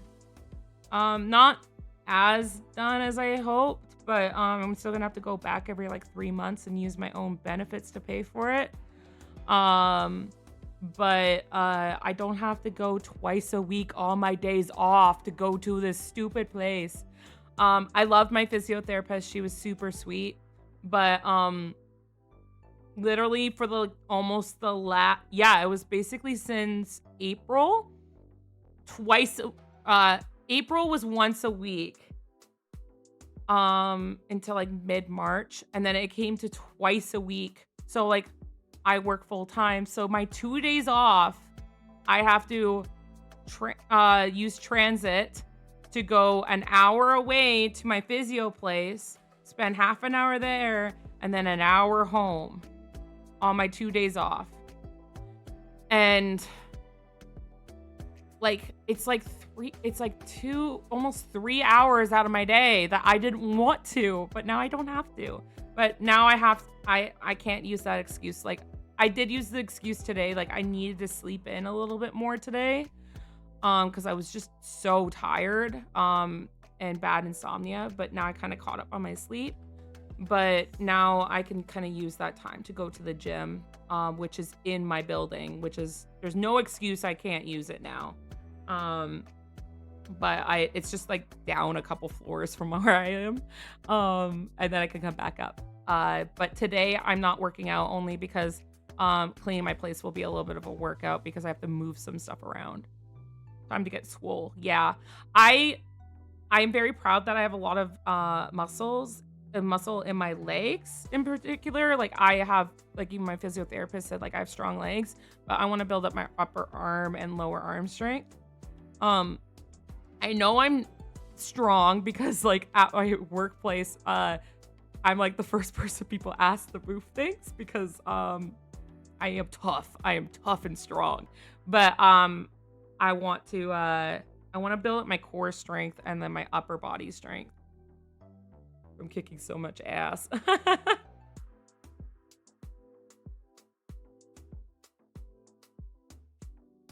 Yeah, it's just good to take care of yourself. Good to know. Who can lift more, you or Cove?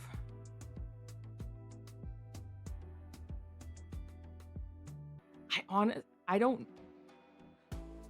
honestly don't know because Cove's been really good at the workout stuff lately. I'm gonna go look at where is it? Towel room? That's where like she's been doing a lot of upper arm strength, but like I don't know. Yeah, you can ask her how much she can lift, but like I don't know the measurement of like how much I can lift at this point. All I know is like, okay, so when I used to work out a lot more, I used to deadlift, I think deadlifting I did 180, and then I know my leg press was at 200.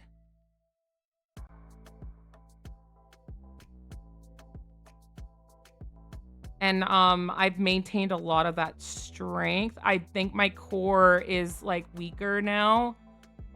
Definitely weak, very weak compared to before. But that's why I miss it. I had to be very careful, but I still have to be careful with my leg. But I'm just trying to think.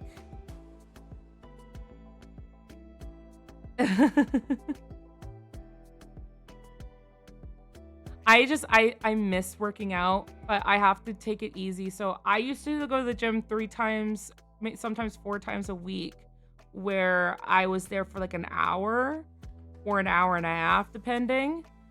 But what happened with that is that I would just I would get injured a lot because I wouldn't go within my parameters that I'm supposed to as a gobbo human.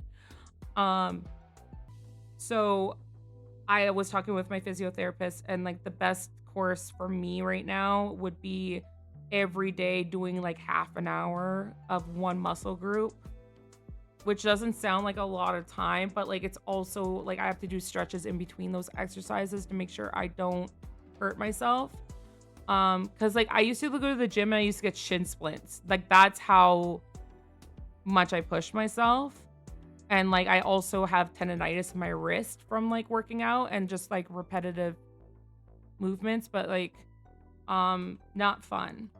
But yeah, shin splints are like basically they're pain, it's like a pain along the muscle, and it's from overuse, and it can be it's basically, I think it's like literally like your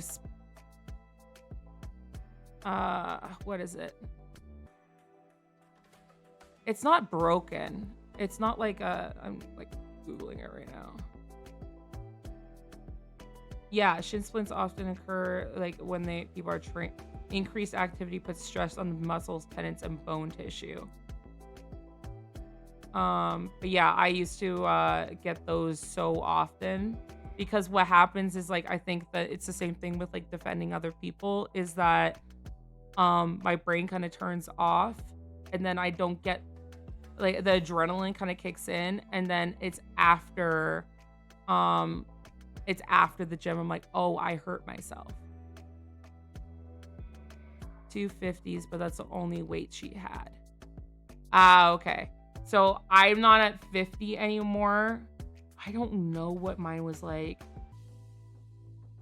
I wonder if I can check my email, because I used to have a personal trainer for a month. It was like, or like it was like, it was a gift that my mother gave me a long time ago for like a Christmas gift, because I wanted to work out more.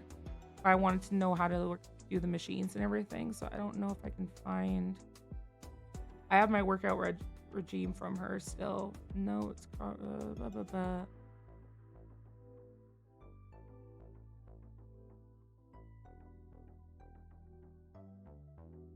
Did it not save? Oh, workout. Here we go.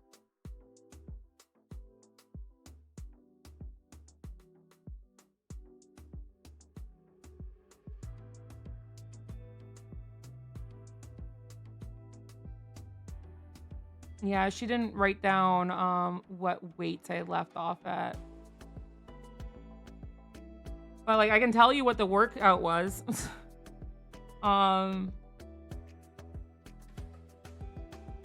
Because like if I was doing core, I would do like sets of like core and balance exercises, where I did like exercise called the dead bug. I did planks, I did bird dog, and then I would do Romanian deadlifts for 12 sets. 3 to 4 of those were working on heavier sets. And then I would also do crab walk with tension band. Then I would do the T-bar row on heavy, bicep curls on moderate, lat pull down on moderate, chest press machine on moderate / heavy, and tricep extension with a plate. There's a lot of different exercises here.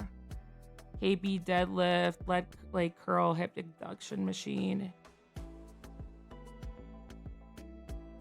No, we use pounds.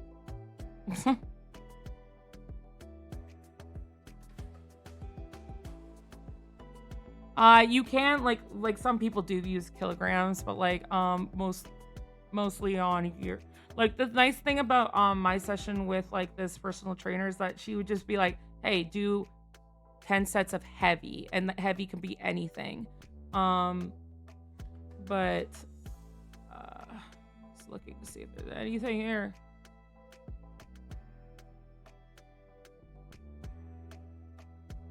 Yeah, no, there's nothing that has like any records of like what my highest thing, which sucks. But okay, well. I'm not full of muscle. I'm a little squishy. I'm still a little squishy. I do have a lot of muscle mass underneath the squishiness, but it's because like part of my job is that I'm on my feet for 8 hours a day. And then constantly it's constant of picking up boxes, carrying boxes, climbing ladders. Like my job is very active. But yeah. The only thing is, like, if me and Cove went to the gym together, I would try to outdo her even if I couldn't. I'm competitive when it comes to the gym. But no, like Cove has been proactively exercising lately that I haven't been able to do because of my WorkSafe and WorkSafe, like the WorkSafe like kind of program is that they kind of put me through physio. But I can do, obviously I still could have done arm stuff during that, and I did do it a couple times, but like when it came to Christmas, I slowed down because my body was so beat up. And then like leg stuff I was scared of, but now she says I can do it as long as I'm careful. I will say I have my dislikes of favorite exercises. You will never see me do oh my god, what's the exercise that I was thinking of? Oh my god, what is it? What's it called? Damn it. Oh, burpees. I will never do those. Fuck burpees. Burpees suck. Absolutely not. Fuck with that. No. It's such a... I hate that exercise. It makes me dizzy. It doesn't feel fun. It's... No, Blobber, you're wrong. I don't like burpees. It was funny because my physio... Sorry, not my physio. My personal trainer's like, which exercise do you not like to do? I'm like, burpees. And she's like, oh, fuck that. No, I'm not doing that. She didn't even like doing it. I don't like those. And I don't like the stair climber. I'm fine climbing stairs, y'all. I just don't... It feels weird. I don't like it. It's more of like, I don't like it. I'd rather climb stairs than be on the stair climber. Yeah. I also don't really like push-ups. It's just, I have to be very careful with push-ups anyway. I do planks a lot more, but I don't like doing push-ups because it's hard on my wrist, which I told you guys I have tendonitis in my wrist. I have done like wall push-ups and planks instead to be kind of, but like that doesn't really help with the arms. That's why I like do like lat pull downs and like those curl machines and stuff like that. I don't know what I need to like, I think I need to like actually write out what body section I am doing each day, because otherwise I'm just not gonna get started. So I should go. I'm not gonna do that today because I gotta clean up this place tonight. But like maybe we'll just start on Monday to make it easier. I mean, I got Friday off though too, but I could just do cardio that day. That's fine. Me figuring out my schedule. Hello, Bear. Hello. Thank you for your first time chat. Hello. Welcome to the stream where we're talking about nonsense. And, well, we were talking about, like, working out and stuff like that.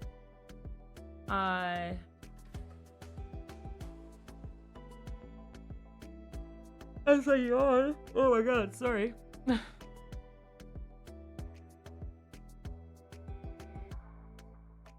Yeah, maybe I'll do, like, just some cardio the next couple days at the gym. Because I still need to do that, too. I don't know, like, if I'm going to focus too much on cardio. Only because I get so much cardio done at work. But I know it's not the same as getting your heart rate up. There's an adult dance class around here that I would really love to sign up for. I just don't know if I can right now. Because it's a little pricey, but like, and I don't mean adult dancing. I mean like, dancing for adults, because there's a lot of classes that teach you how to dance. But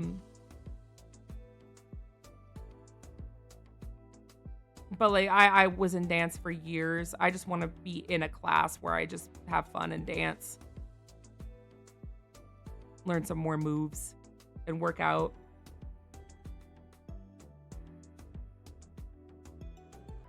That's something I thought about doing as a side hustle too.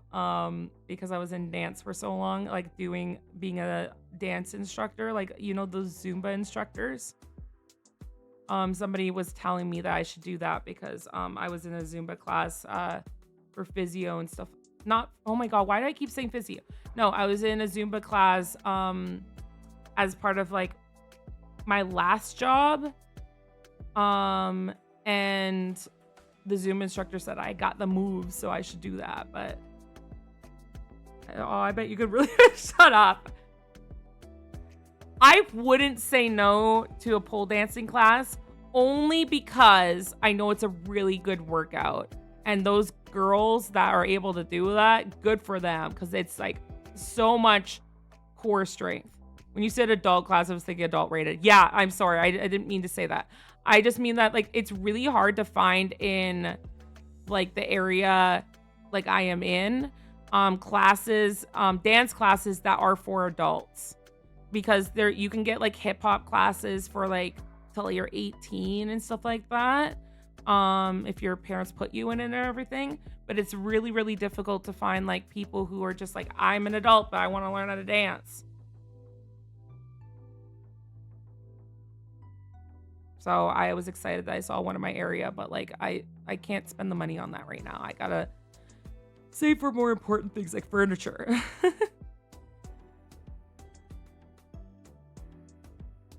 And food.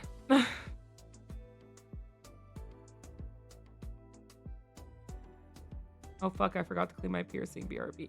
Yeah, go do that. That's gross. Nasty.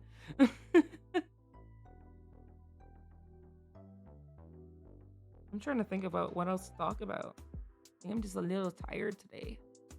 We're just vibing. We're just chilling. I hope you guys are having a good week so far though.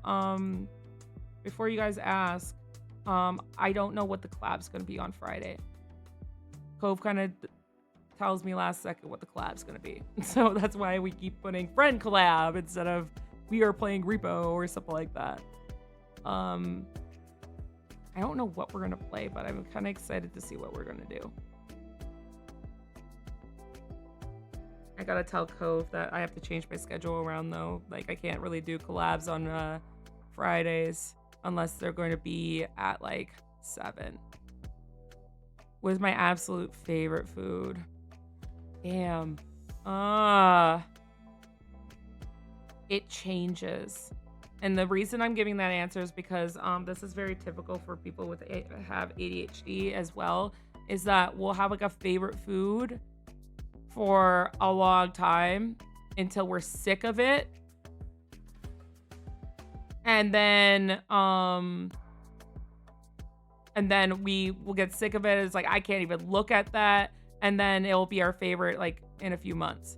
I think honestly though, pasta. I'm like a huge lover of pasta, which is like not the best. I got these veggie noodles though, and they're pretty great. So I'm trying to eat those because it's like it's got like kale and spinach. It's like made out of kale and spinach and something like that. But they taste like regular noodles to me, so I'm fine with it. But yeah, pasta is really great. It's just like such a comforting food. And like there's so many different types of pastas. What day would you want to do collabs now? I'm still okay doing collabs on Fridays. It just wouldn't be I wouldn't be able to do it until like until 7 instead of like 5, which is like I don't know if that's ideal for Cove to do it, like push it back. But my new days off will be like Wednesday and Thursdays, most likely. Sundays are probably okay too because I could get home by 7 too, but like every day I basically get off work at 6. Except I have Wednesdays and Thursdays off. So it takes me about like 45 minutes to get home, and then I can like prep the stuff I can do before I go to work or something like that, then come home and everything's ready. So I that's something I have to talk to Cove about. Have you ever tried Squid Ink pasta? I have not, but I'm interested in it. Is it actually made of squid ink though? That can't be right. Is that just like it's just the color though, right?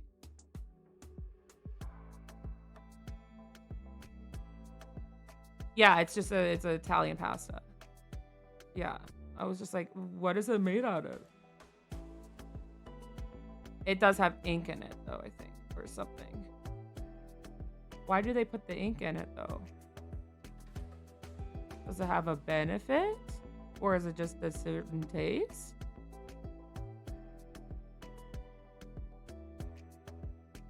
I don't know. I have no clue. I have no information on that.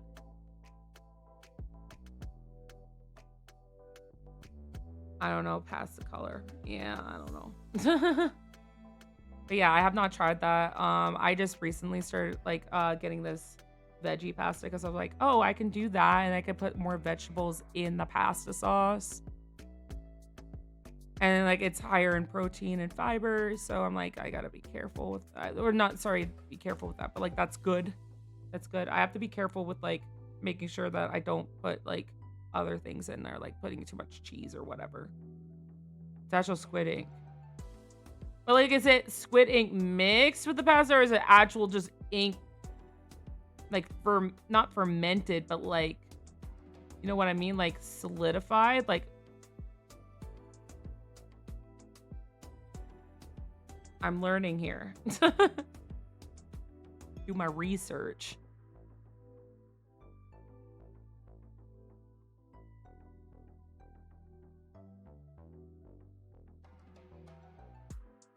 Pleasantly salty. Well, that sounds okay. Like, especially if you're doing like a pasta that's like a seafood pasta, which like I love seafood pasta. I like lots of different pastas. Like I have spaghetti for tonight.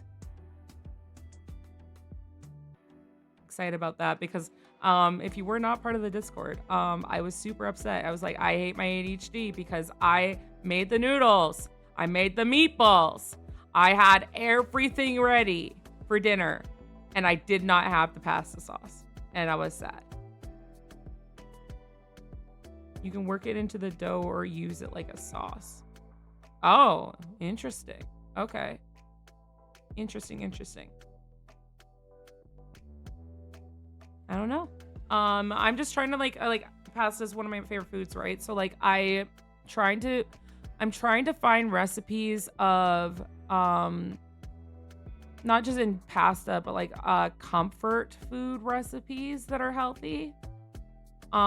Because that's something that I need. I need comfort food too. Like I like all different types of food, but like I need comfort food sometimes that is still something that I can have that is easy to make. I can just throw it together and I'm good to go. Hello Faith. Hello. Welcome to a stream. We're just chilling and we're having no expectations of where this is going.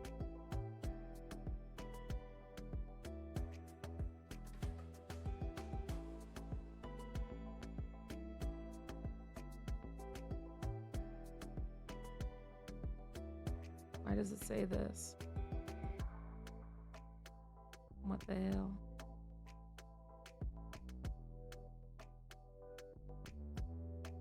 Okay, what the hell? Okay, sorry, I was trying to fix a setting on here. I don't know what's going on. What is happening? Why are you showing me things like this? I always get distracted during stream because like things go wrong during my stream and I'm like, what the fuck is happening? It looks like it's fine. It's fine. Trying to think of what else to talk about. My brain is basically asleep. Yeah, that's how I'm feeling right now. I'm just like, I usually have things to talk about. I think I'm just like, I'm still burnt out from like the season, to be frank. I'm still waking up.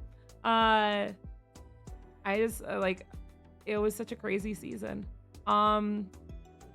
It's funny though, cause like, there's been a couple times that like I have to go to the bank and deposit things for my work as the manager.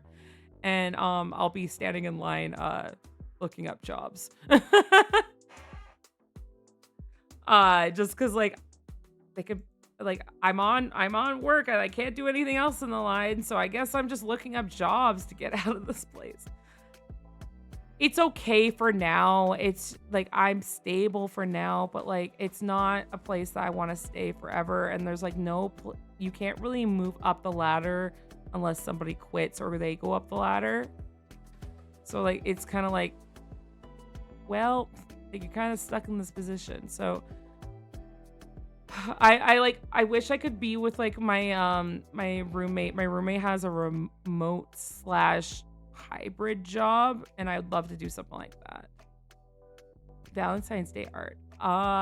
Funny you mentioned that. I saw an outfit that I might put Celty in because it is very it came up on my feed. I'm like, I like this one.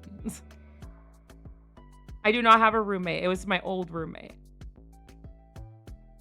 Yeah. No, there was an outfit I saw, and I forgot to post it to Net Guy and Cove and be like, I think I might do this one. I call her Lonnie because that's her D&D name.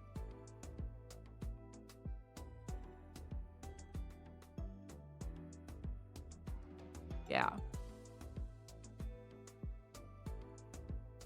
Yeah, Lonnie. It's Lonnie, but it's Lanny.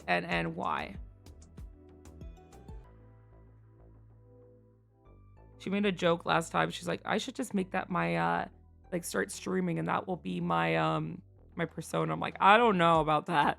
Cause like Lonnie's got a lot of different stories towards her. But yeah, no, Valentine's Day art I wanna do. I do have kind of a picture that I'm going to. It's like I always look up new pictures for like different outfits. Like this is inspired by this outfit I have right now was kind of put together because I saw on a piece of like I actually saw on a mannequin like a sweater, just a sweater. I'm like, oh, it would be nice, a comfy look. And then the sweater actually cut off a little bit lower, and I was like, yeah, I could do that. And then I was like, actually, this other picture has like the cut a little bit higher, and I could do something fun with that. And then I wanted to put the tights with the jeans. So I kind of put all that together based off of like several different arts. With this picture, I'm like, it looks pretty cool, but like I might add a little bit to it. It's kind of like I don't really need to do more than that. It is lingerie, but like it's not like it's pretty. It's pretty. I don't know what website it's from.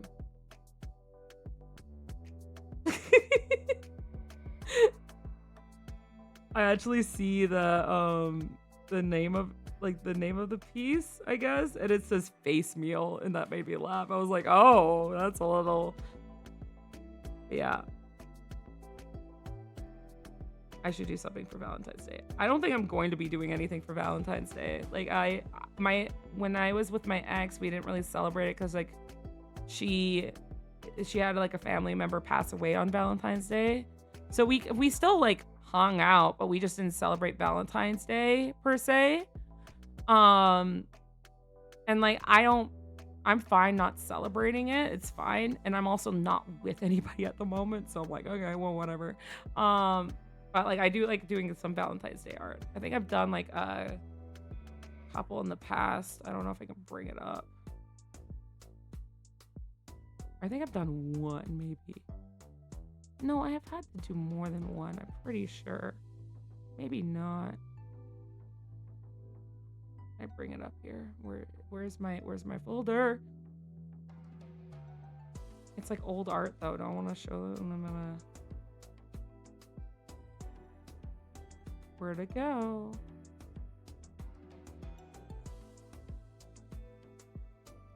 There it is.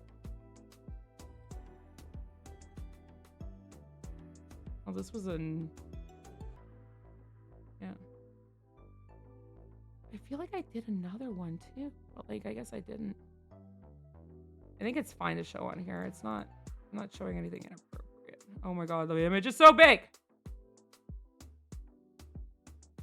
It's a little spicy, but it's still fine.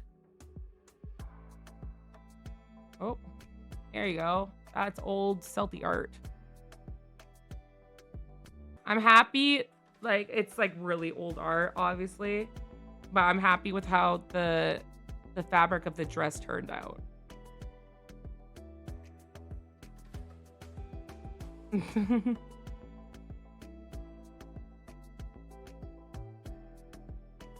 So that was one before. I don't think I did. I guess I didn't do any more of them.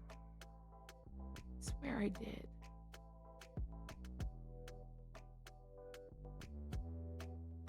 Swear I did, and I'm mad about it. Like, I'm gonna like remember later and be like, oh yeah, I did do this piece. I'm looking through my media right now for y'all. Maybe I didn't. The hell? What's wrong with me? Did I miss last Valentine's Day? I didn't do it. I'm so mad now. What the hell?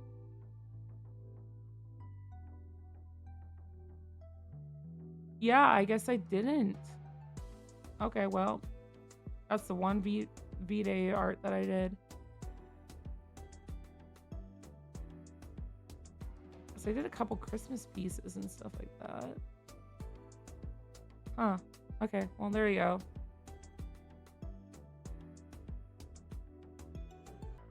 But how are you going to get yourself and all that silk rope in the international post box? Huh?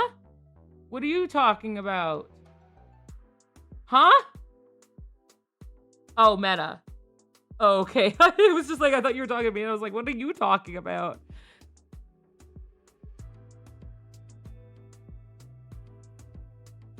No,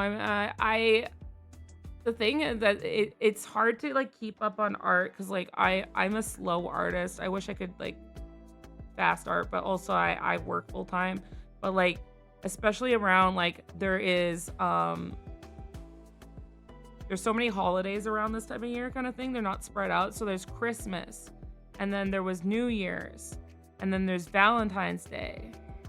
So like those three are like almost back to back for me. I wasn't able to do really Christmas art this year. But I was just so burnt out. But I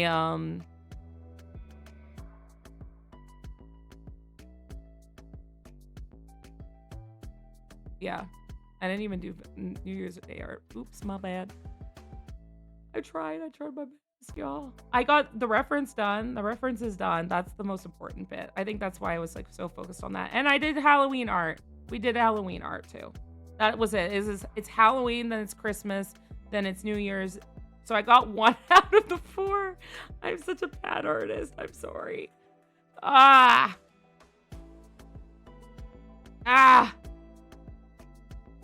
Sucks. Oh well. What can you do, right? I feel like I have to do, maybe I need to start working on Valentine's Day art now so that it's done by then. But also there's so many things that I want to do. Like there's little mini comics and little, like I'm working on a piece right now.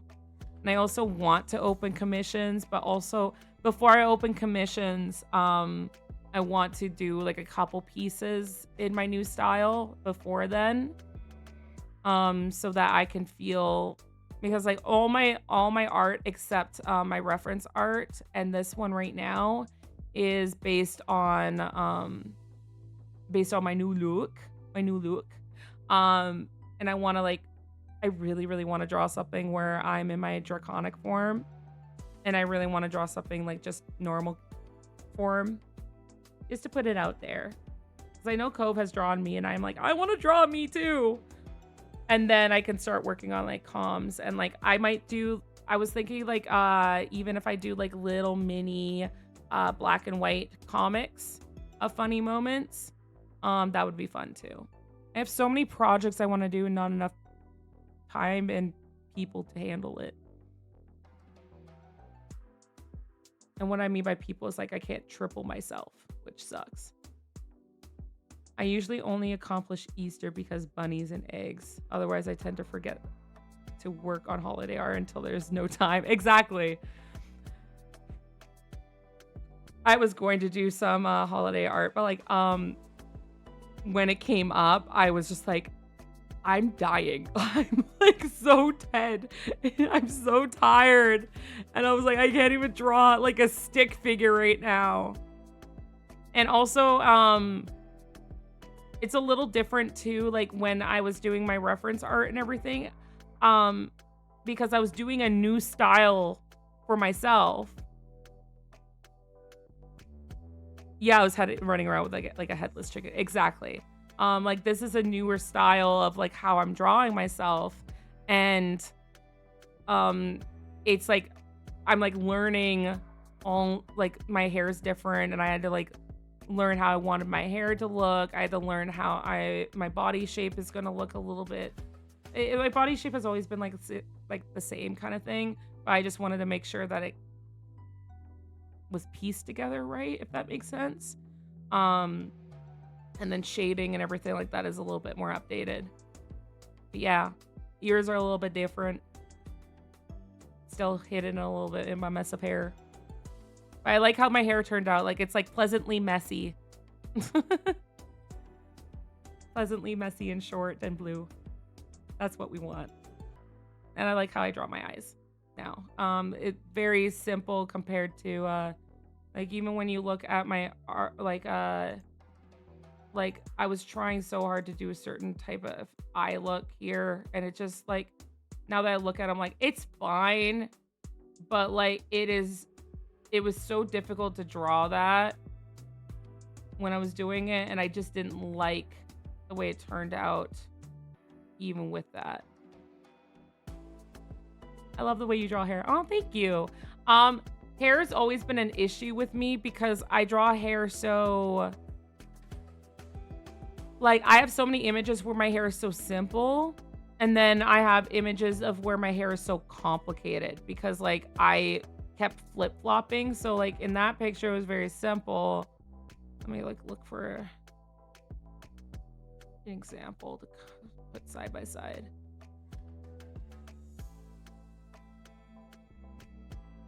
Oh god, like looking at my old art, I'm like, okay, well,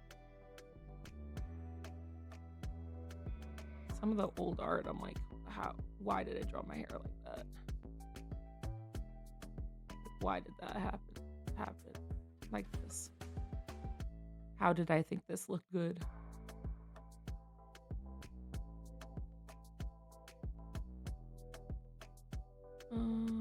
That one's not in it. That's it.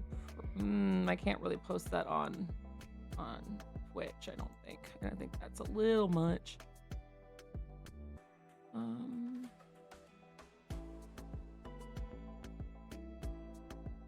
This one's fine. We'll compare my art and humiliate myself. Okay. Change this one. Oops. Gym time. I want gym time. I don't have time for it. I am streaming right now. I cannot go to the gym. I have to do this first.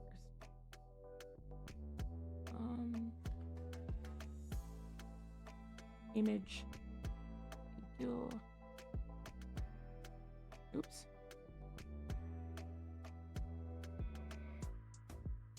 Here's an example if I can shrink it down. There was so many times I experimented with different hairs, as you can see kind of with these two images. It's like this, the one on the right is a little bit more simple, but also I was trying to do a thing there. And then like, obviously the longer hair is more complicated. It's a different complicated style, but like, this is probably a better one. I was trying so hard to do like the right hair.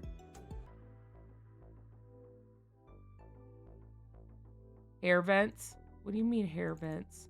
Like this one.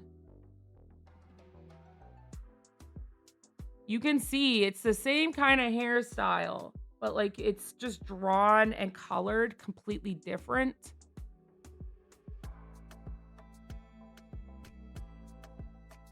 Yeah, when the bangs go up. Yeah, I was fine with that. Like, I like that hairstyle, but at the same time, this one fits my face better. I just got a new haircut. But yeah, there's so many different ways I drew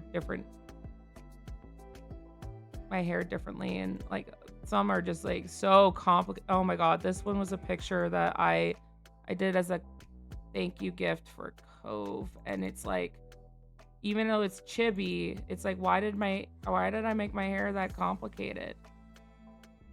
Like, why did I do this? Like, all the different hair textures and everything. I did this as a gift for Cove for helping me out and everything.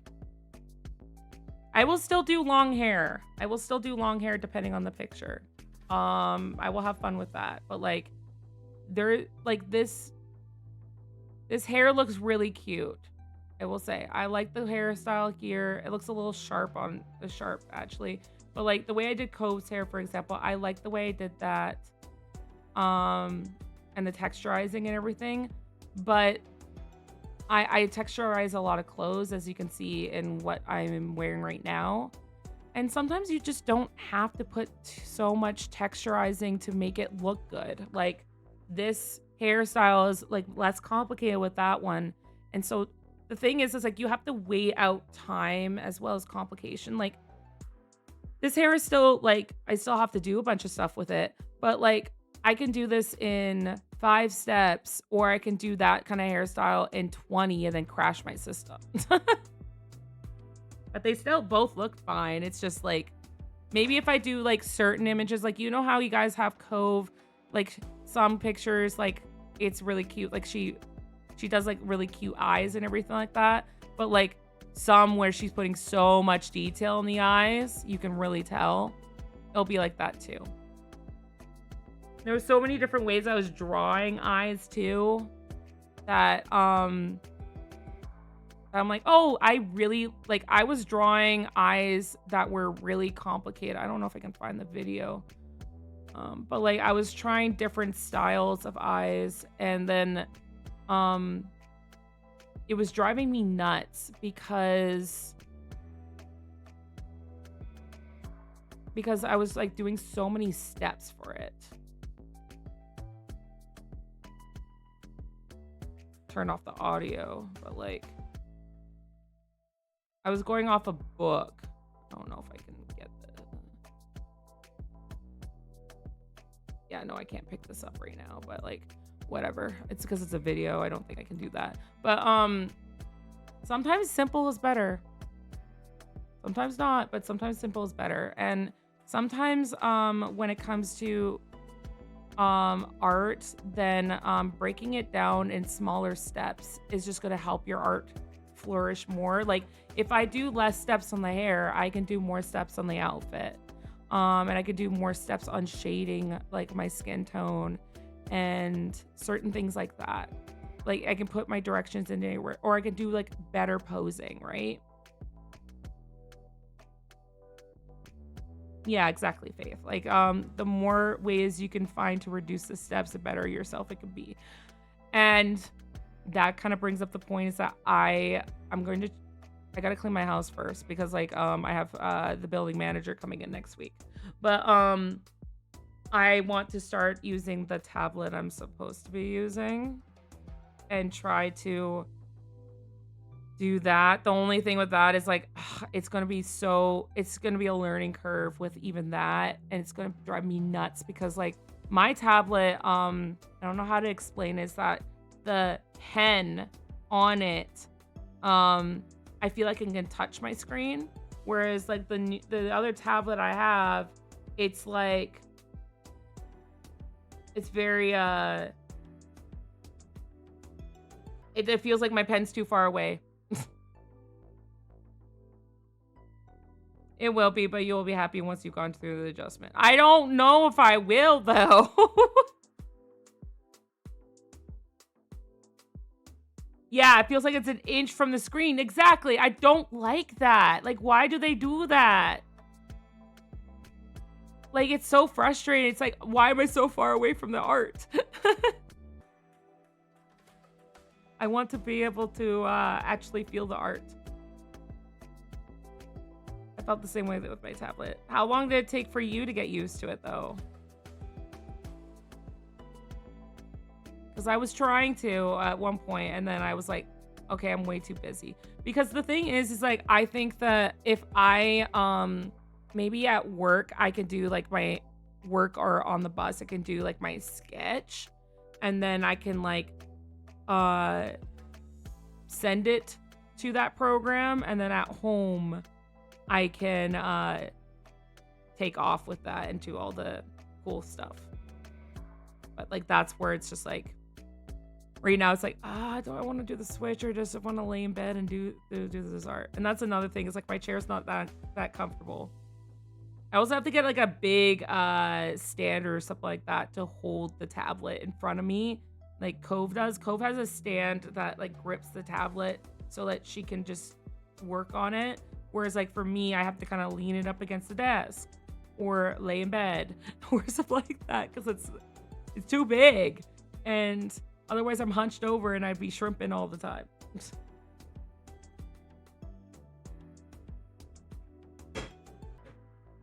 Distracted. It was about a year. I am slow too, though. I'm so slow with my art. My tablet is smaller. Yeah, I have a small tablet. I have a very small tablet. It's just like I have a bigger tablet that I should be using, but I haven't been. Because it was gifted to me, and I have to get used to, if I want to like progress with my art and like do commissions where people are happy with the quality and everything, then I gotta do it like the right way, I guess. And like, I thought about it too, is like, not now, but eventually I probably won't do, it's hard to commit to it, doing art streams. Because like for mine, it's like I redo things so often. Like Cove is so seamless when it comes to her art streams that it's like enjoyable to watch. Whereas like me, it's like I'm gonna be redoing the whole, like just like line work and scrapping things, and so often as I do, which isn't so much fun to watch. Slow, I've been looking at your art. Don't you slow me. I am slow. Do you know how long it took to do that reference art? Oh my god. When it comes to like, if I don't have to do shading, and if I don't have to do other stuff, then I can go faster, but like I like the colors. No, that's lack of time, not speed. I guess so. Like if I could sit down for 8 hours, and like Cove does, then I think that I could. I'm not gonna be as fast as her, but if I could like sit down and actually focus on it and not have to go to work and stuff like that, and not stream too, because like my days off, like if I wanted to, my days off could be just doing art. But I also have other things to do, like human obligations, unfortunately. But also just the fact that I like streaming and I like talking with y'all. Your rate of growth in the amount you get done in the time that you are working is spectacular. Thank you so much for saying that. But like, no, I still reject that. I could be a lot faster if I wasn't so like hypercritical, and also just like it too much. Thank you so much for the compliment though. We will see how it works out. I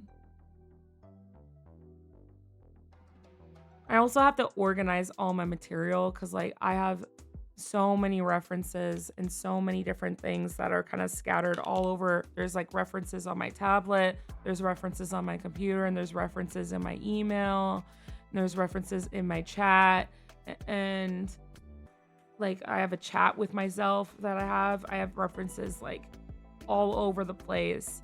for like poses and clothing and stuff like that. And I'm like, oh my God, like I need to compile it.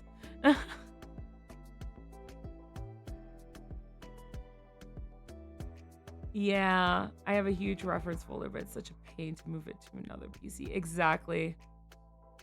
Exactly. I use Dropbox for references. I need it on my tablet and private chat. Yeah, exactly. I'm like that too. I don't have a Dropbox though, which I probably should.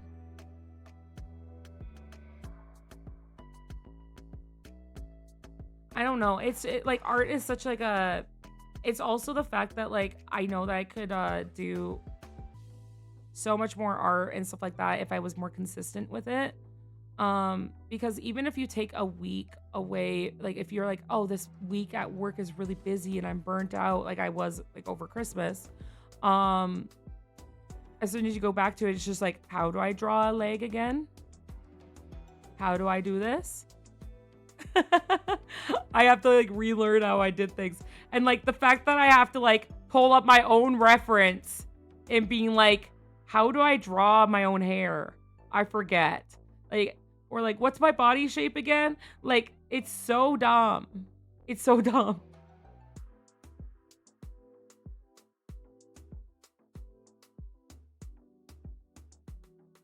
This is why I have some go-to tutorials for when I rust up too. Yeah, exactly. Like I will look at my own reference and like this, like the line work of this reference, for example. My huge reference folder is on a Google Doc with D&D style description and 2 shoulder up pieces of art I've gotten from people. Oh, that's cool. Like I have so much like I like even Pinterest, like I have so many things saved on Pinterest of like outfits, for like example, or like just poses that I'm like, ooh, that's a fun pose. Like that's a fun expression. Or I like the way the eyes crease here.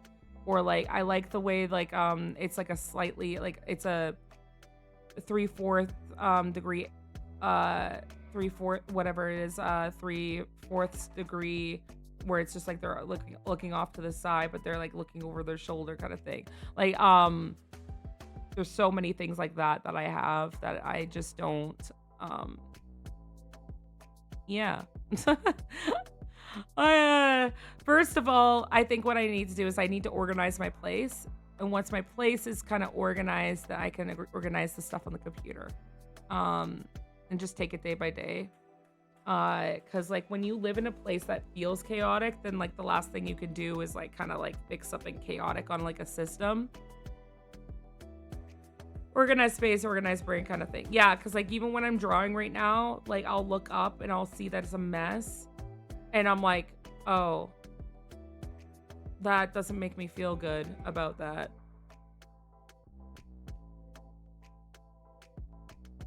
I gotta fold all my laundry today. Yeah, that's on the list too.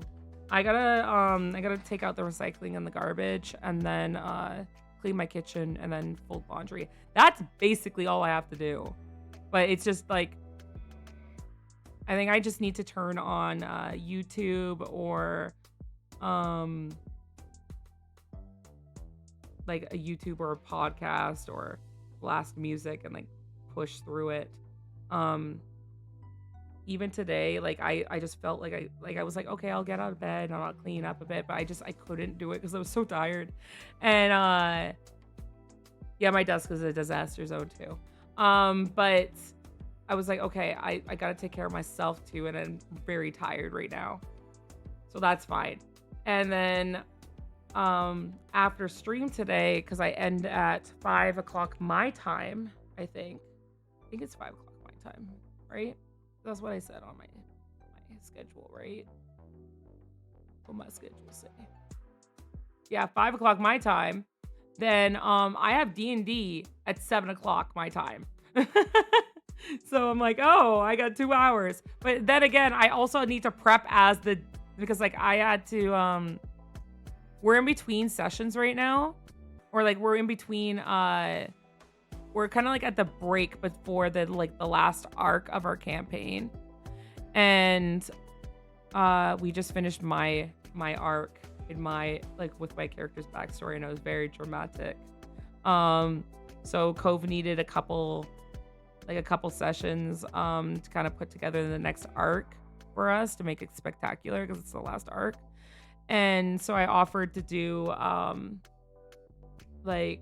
short one shot type thing. I know it's not really a one shot because it's more than one session, but we only do 7, sometimes to midnight. But typically we try to do 7 o'clock to 11 p.m. or something like that, depending on if it's a good place to pause. So I was doing that, but because Christmas and because somebody was sick and somebody was away and stuff like that, so it's just been extended for more than that. But I think they're gonna finish today. Also, it could have been finished sooner if they weren't such annoying people. Because the storyline's hey, you gotta go into this area, and they took, out of one session, they took 3 hours to decide whether or not they were going to go. And I was like, you don't have a motherfucking choice.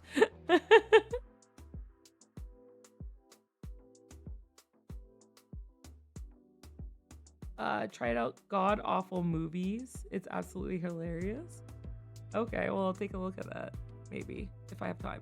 My players will do shit like that. It's so, okay, so the premise of this plot, it's a Candlekeep mystery. I took it out of this book. It's full of short little stories that you can do based off books in this Candlekeep library. And if you can think about it, it's kind of like the Avatar library from The Last Airbender. And they basically got a prediction from someone saying, you are going to be a sacrifice, or you are going to be a willing sacrifice. And they were like, what the fuck? And also they needed to save this person. So they went there and they're like, you know what? The smart thing to do is if we're going to be a willing sacrifice is to just simply not go. And I'm like, yeah, but you need to save somebody. And they're like, we know that, but that's the stupid thing to do. We should just leave, and then whatever ritual is going on couldn't happen. And they were just trying so hard to get me as the DM to be you bring them out here. And because they had to go into a certain area. And I was like, this person will not leave this place. No, it's not happening. And there was one point where they actually went in and they were confronting somebody and just saying,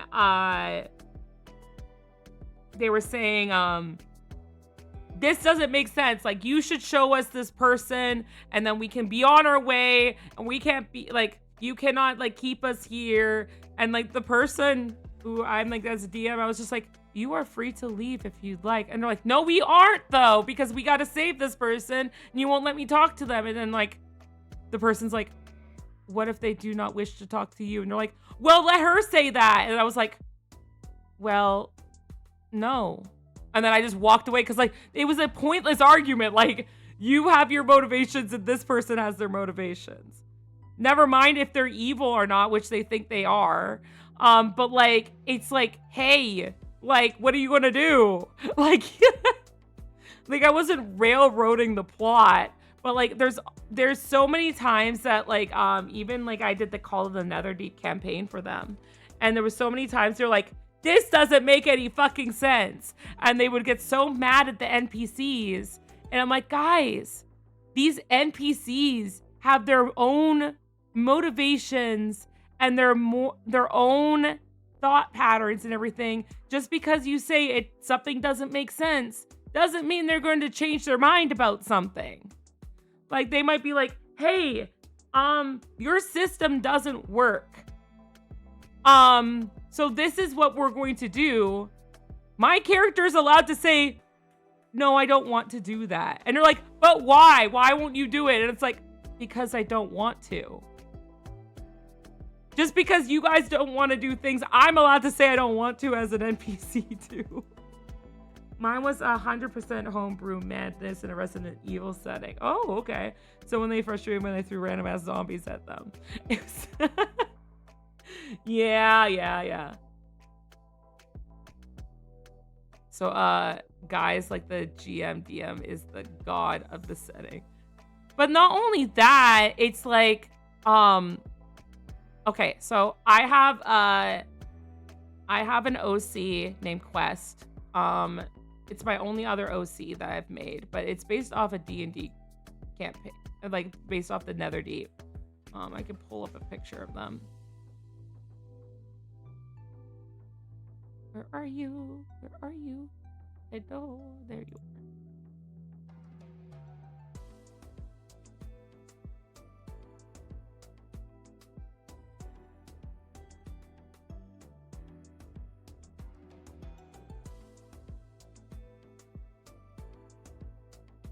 But yeah, this is my other OC.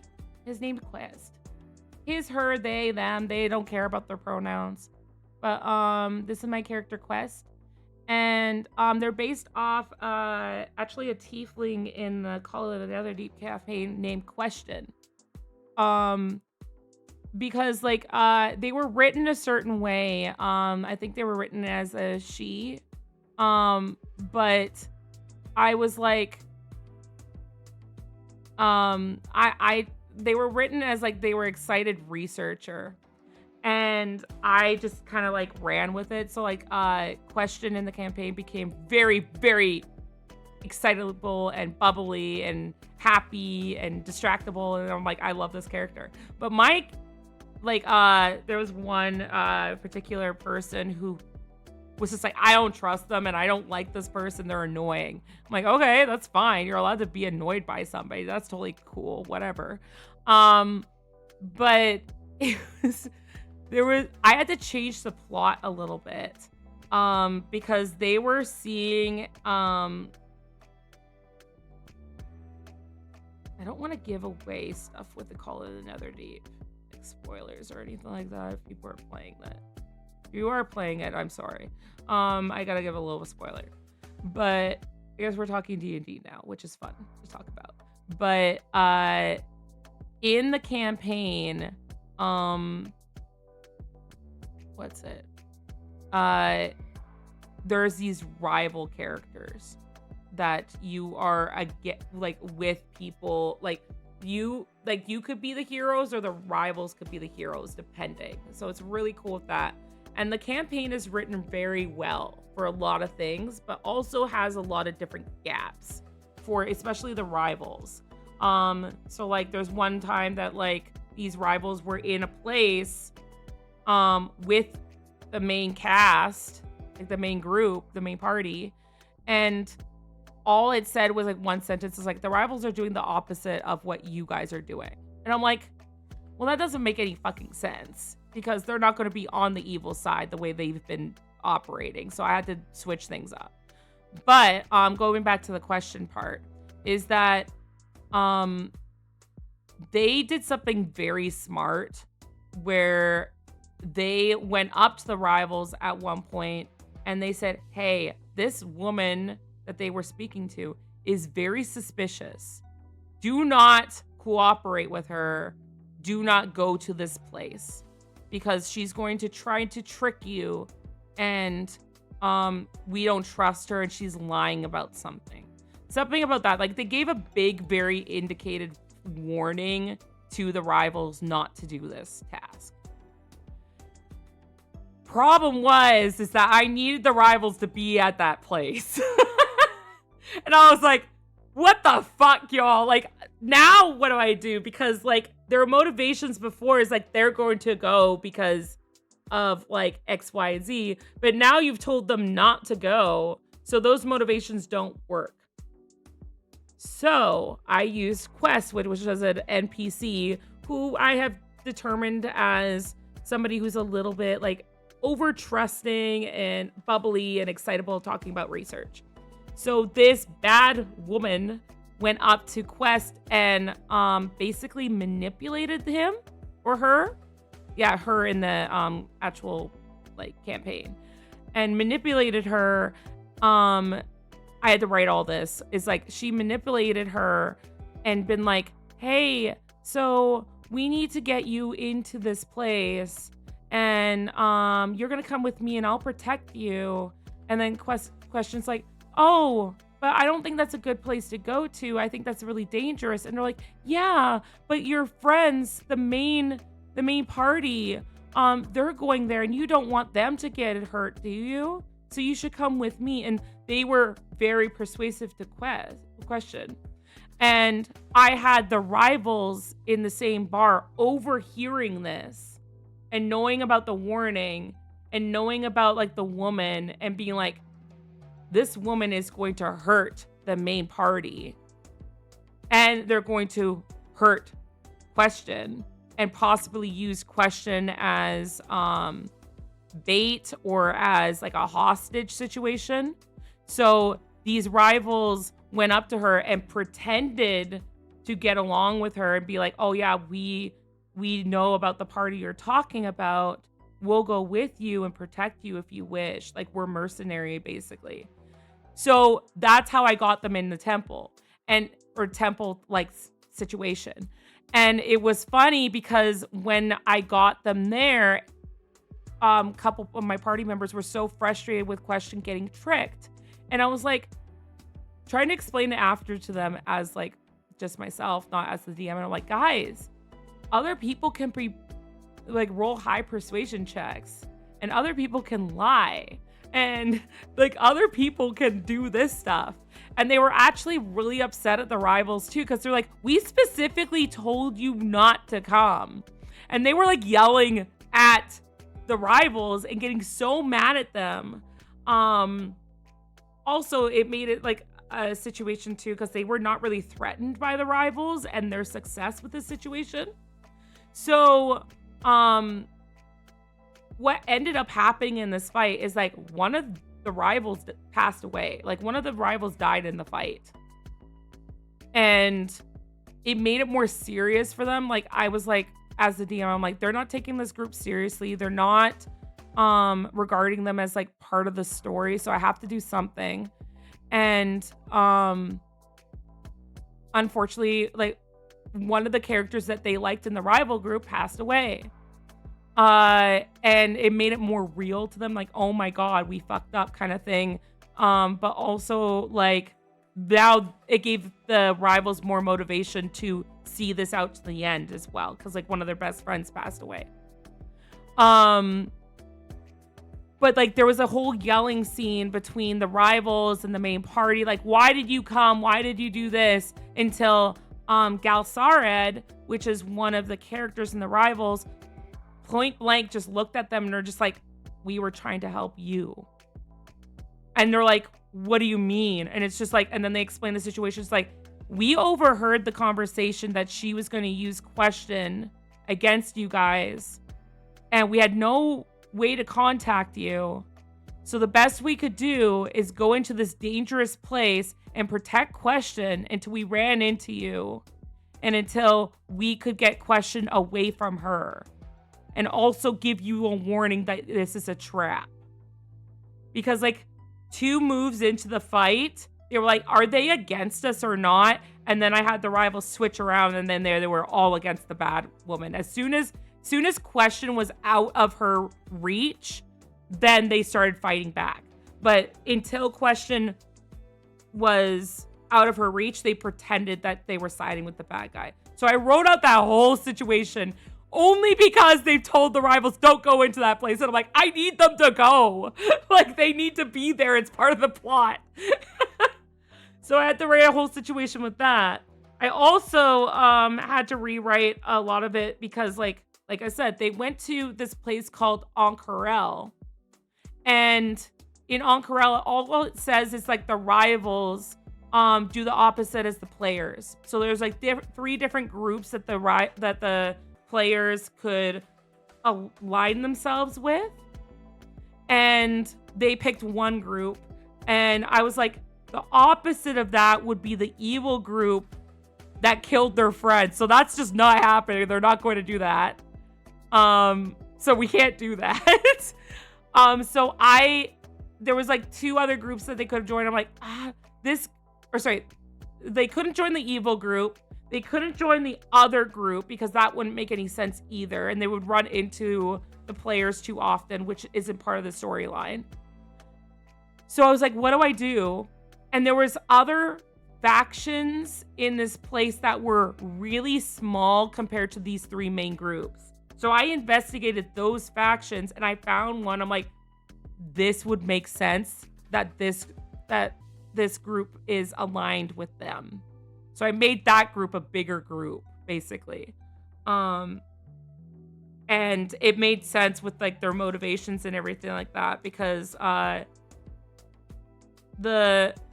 they were like you could have the rivals as bad rivals or as friendly rivals or as indifferent, depending on what went on in the story. And they were kind of like friendly rivals in a way, but also indifferent because they didn't like their leader. So they were like, oh my God, the leader's going to lead them to ruin, kind of thing. So there was a lot of rewriting the story. I don't know how I got on this topic, but like, oh yeah, Question. But yeah, I really liked Question, but like they got so mad that Question was the reason. They were like, Question is the reason why, like, she got tricked into this situation, and if she just kept her mouth shut, and if she just didn't believe this person, I'm like, guys, that's not realistic. Like, Question has her own personality. She wants to trust. She wants to be a good friend to you guys, and she thought that's what she was doing. And so I made this bubbly personality, and that's how I got Quest. And I really like Quest, and well, like Question triggers like some of my old players. They're like, I really hope Question's not here. I'm like, Question did nothing wrong besides like just being themselves. Like they were just a little bit too trusting. And it was funny because Cove was playing this character at the beginning of the campaign who was very trusting and who was very sweet and didn't really have like a lick of evil in them, or like a lick, like they were just wholesome, like a wholesome muffin. And I say muffin. But like they were a wholesome character. And at this point in the campaign with Question, they were a little bit frustrated, but then they're like, oh, I used to be like that before like kind of reality hit, and you can't always trust everybody. So they were seeing themselves in Question, which was a cool dynamic. There was also like a couple other issues in that campaign. Just like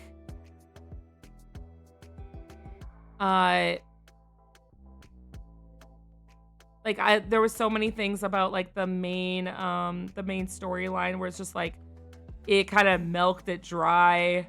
Like, oh, you need to save this really sad person, and I had to kind of pull back on that because like now it was just getting annoying with how much they were like kind of shoving it in the players' faces. But like it worked out, and like people, I told them about all the changes after, and they quite liked it, so I was glad.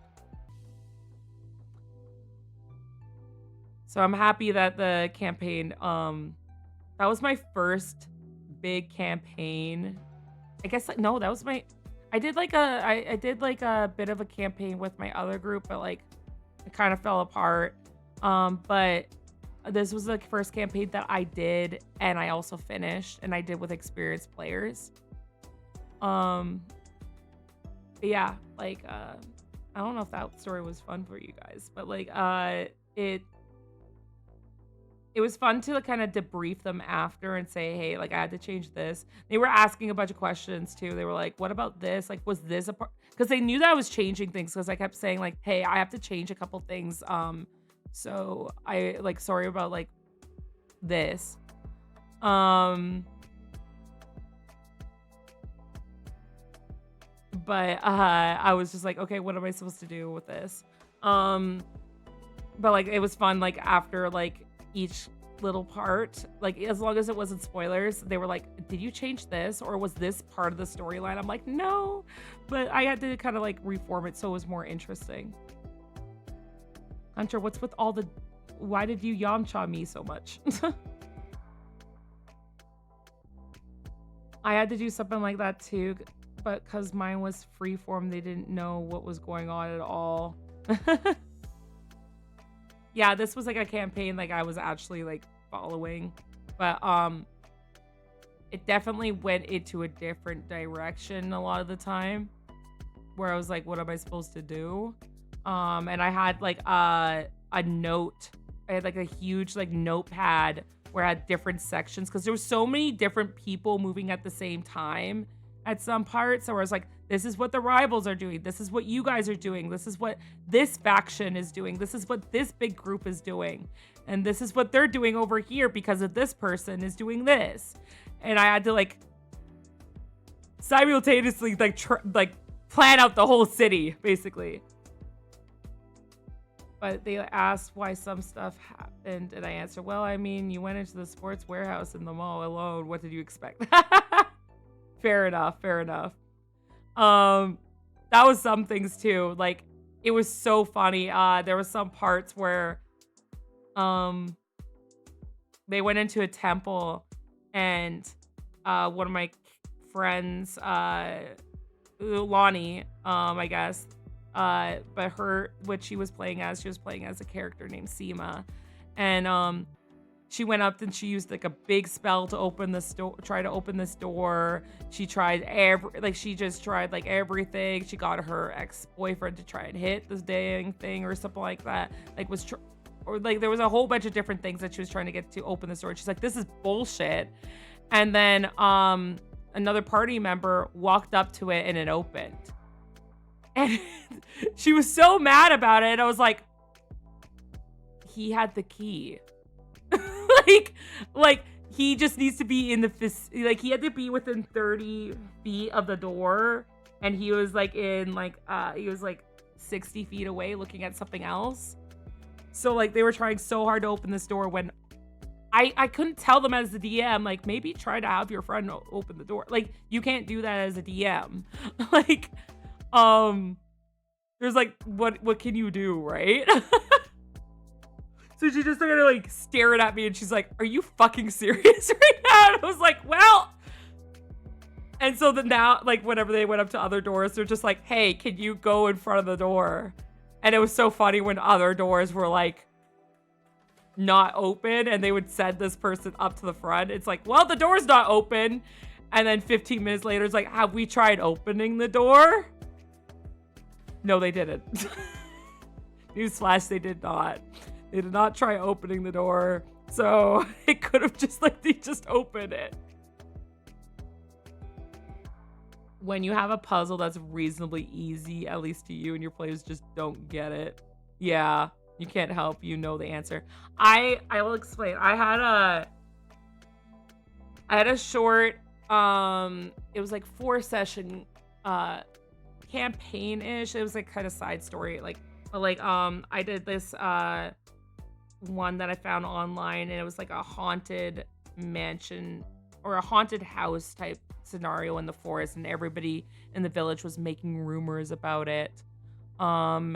And people were going missing, and they were like, what the hell? And then now the mayor's son, along with a group, went to go investigate, and now they were missing. And so this group, like, they were in this small area, and they're like, oh, you're adventurers, can you help us out? We will pay you handsomely, type scenario. So they went to this house that was being guarded. It was a big cult thing. Spoilers, cults. But they made so many dumb mistakes. Like, as the DM, I'm like, oh shit. Like, what am I supposed to do? And like, to be fair, they're kind of newer players, but at the same time, they weren't new enough to not do these stupid things. So they were going up to the house, and they're like, I yell and I start charging them. And I'm like, well, you yelled. There's people inside that are going to hear that. So of course they have to come out and also fight you. So like, they could have done like such a simple scenario, but they made it so much harder on themselves. And I'm like, logically speaking, they're not, like, a guard is not going to be inside, hear a yell, hear a sword come out of its sheath and not go out and investigate and also fight along with the comrades. So that was a mistake. And then they also went into the kind of place, and there was like the cult leader, one of the cult leaders there, and there was a easy scenario of pretending that you were the new followers, or like just being very quiet and sneaky about it. But like they chose to be like, we are here to stop you. And I was like, you're literally in a room with the leader and all these other members. You don't think they're going to attack you right now when you say we're going to stop you and you're outnumbered. So that was another mistake. Oh my God, I tipped my mic. Jesus. Ah, how bad. Sorry, Mike. And then the last mistake they did, which was kind of like the huge banger mistake, is that they went down and they found like survivors who didn't want to join the cult, but like were kind of held there against their will. And then they were like, hey, come with us and you can help us. And like in my head, I'm like, these are civilians. They have like less than 10 hit points. But I was like, I was trying so hard as the DM. I was like, they're terrified. And I tried to make that very clear. And they're like, no, but like, we need to help your comrades and we need as many people as I'm like, okay, like, and they rolled a persuasion. So they persuaded them. I'm like, these guys are going to die, but they got to go with you, I guess now. So they went down to the basement and they went against the big bad evil guy, which was like this, the mother or whatever like that of like the other leaders of this cult. And the thing is that they went around it the wrong way.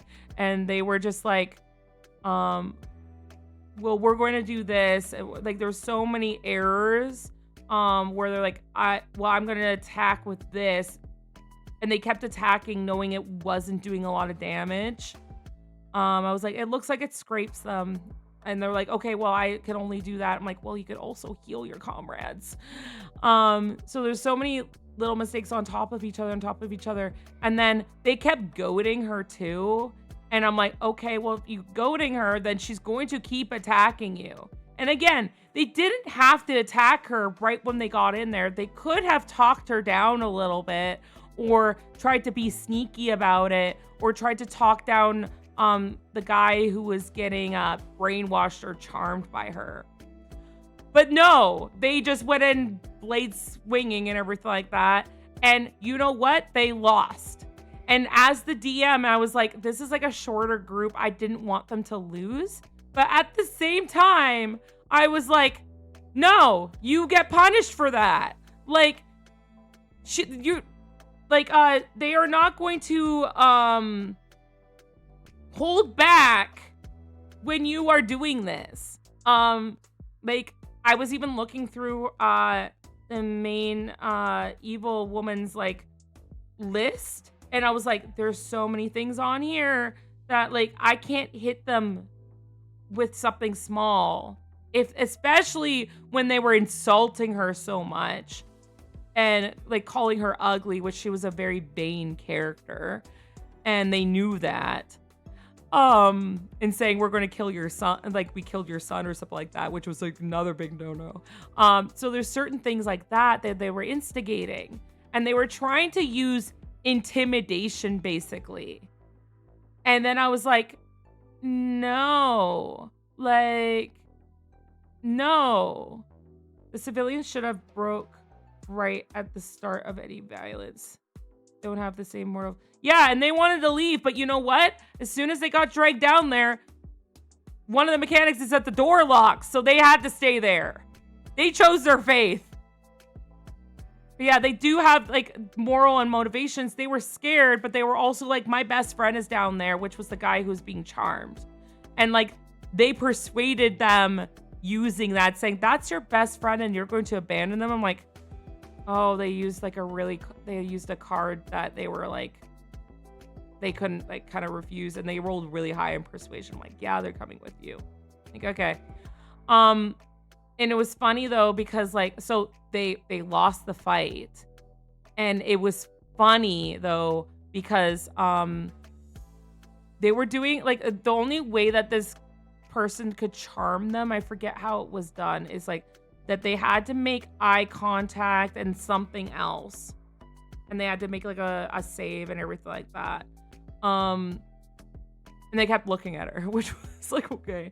But one of the party members became charmed. And then the other one became charmed. So there was only one person left. And I'm like, dude, like, I tried so many things I was trying to be so nice as a DM. I tried so many outs. I was like giving them hints, which you're not supposed to do. I was just like, this guy's expression when he looks away looks like, I was trying so hard to give them hints about it, but there's only so much you could do before like you're kind of like feeding it to them and like railroading them.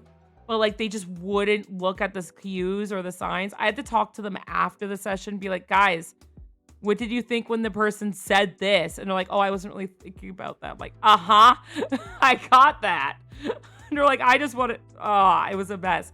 But this player at the very end, like the two players that got charmed, they kind of like leapt into it. Like the first one person who got charmed, they're like, so I'm evil now? I'm like, yeah. And they're like, fuck yeah. And they started being like, I'm going to attack the villagers or the civilians that came with us. And I was like, okay. And they're like, yeah, I'm going to kill them because they're against my mademoiselle. And I was like, go for it, whatever. This game's fucked anyway. And then the other person who got charmed just was like, fuck yeah, I guess I'm evil too. But the last person, after the session, you could tell that they were very disappointed. And I had like a big talk with them after because they were just like, oh, I feel like it was my fault. And I feel like this and this and this. And like, I could like, I don't understand why we didn't win. And, like, there was things like that. Like, he was a little butthurt about like not winning. And I'm like, dude, sometimes you just don't win a fight. And I tried so hard. But at the end, I was just like, you know what? No, you fucking lost. Like, if I give you 20 chances and you ignore all of them, then, yeah, you know, you deserve to lose. And it was very funny because I did like a big like thing at the end. It's just like, and the whole village suddenly was just gone and nobody knew where they went, but they always knew about this. It was called the Raven's Hollow in the forest where their numbers just kept growing and growing. And I got to do a kind of a cool evil ending. But yeah, like the two other people took it in stride, and like eventually the other person took it in stride. And I was like, and it was funny. I was like, nobody gets inspiration for this. Like, you guys lost. But also it was the end of the kind of like the story. So it's just like, you guys ended with like, I tried to make it as magnificent as possible. It was just like, you become like her number one servant. And that was the thing too. It's like, my new motivation is like, I want to be her dude number one. And I was like, okay, let's go. And like, that's something that's happened to me in like, not to that extent, but I didn't lose per se. But in Cove's campaign, I play this Dragonborn, and we went into the Feywild for like the second arc of the game. And so the first arc was like the first adventure. And we traveled a really long way and like everything like that, but we loved the characters so much and we were so consistent that we went into the second arc, which we disappeared into the Feywild to escape one of the villains. And then we had to try and make our way back from the Feywild. And then like the third one was like the Feywild was to do with Lonnie's backstory. And then the second one, the third arc was mine as the Dragonborn, which was taking place at like his hometown, and it was a lot of Dragonborn stuff to do with his background. And then now we have like the next one, which is, I don't know where that one's going. But there was one point in the Feywild, like before the Feywild, we were in this temple and I was attacking these things that were basically cursing me. But like nothing came out of it unless I just got like a little bit more hurt and everything. And then like when we went to the Feywild, I didn't know Cove was hanging on to this, but this was so funny. We were in a forest and we were hiding and we were sneaking up on these people that had somebody captive.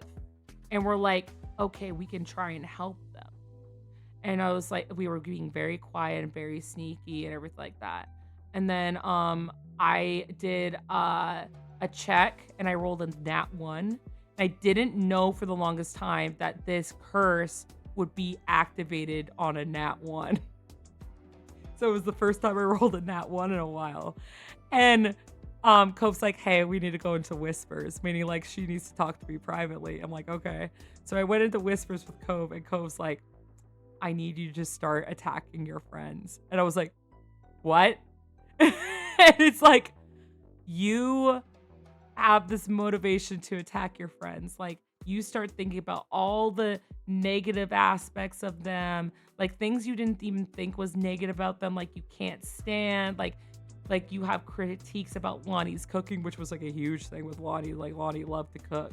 And like you basically like you think that they hate you and like you think they're against you and you think that they're your enemy now.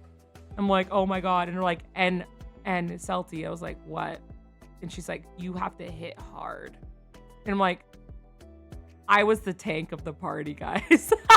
I was the tank and the heavy hitter.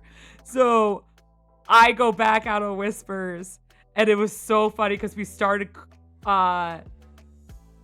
we were still sneaking and you just see this giant Dragonborn stand up and they're like, what are you doing? What are you doing? I'm like, I look at Cove and I'm like, and then Cove's like, everybody roll for initiative. And because they see you. And everybody's like, God damn it, Baz, because Baz is my character. God damn it, why did you do that? And on my turn, I was like, I attack Lonnie. And Lonnie's face was just like, are you, what? What do you mean you attack me? And I was like, I attack Lonnie. And I was like, I give 3 attacks and action surge and precision attack, which was like my battle master maneuvers. And I think I almost took her down in 1 hit because she's so squishy. And then I turned and I started attacking the rest of my party. So like, it was me attacking my party as well as the people we were sneaking up on until I snapped out of it. And it was so bad. And then we realized whenever I roll nat 1, I have to attack my party. So we had to figure out that issue too. But like also I kept attacking because my wisdom is very low. So I kept rolling really badly. But it was just an incredible, funny incident.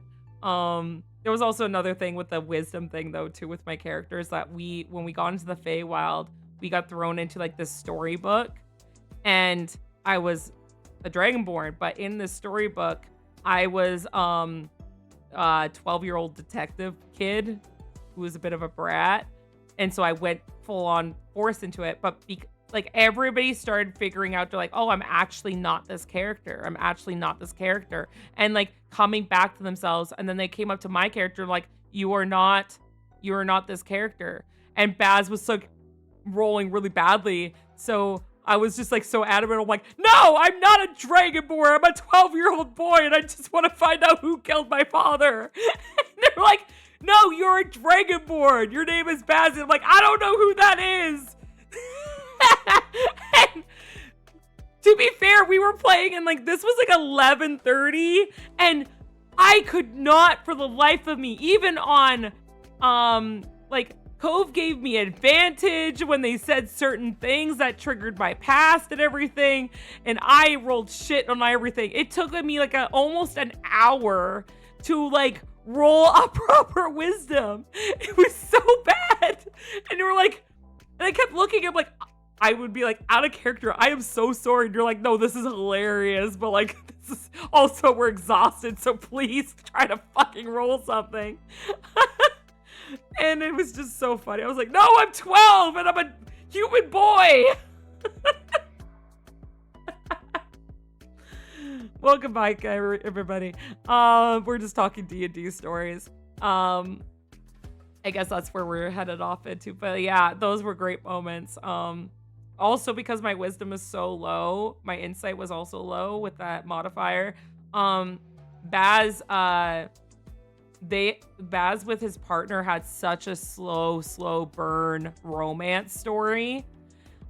Because Vo, which was the other guy, had low insight as well. So like they just kept missing signals.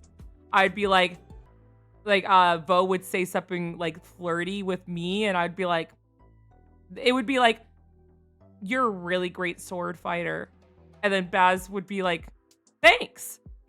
You are too. This no picking up on the hint. Or like Vo's like, hey, if you adjust your grip on this sword, it can like you could like just like almost like adjusting your golf swing type moment, like meet cute kind of moment.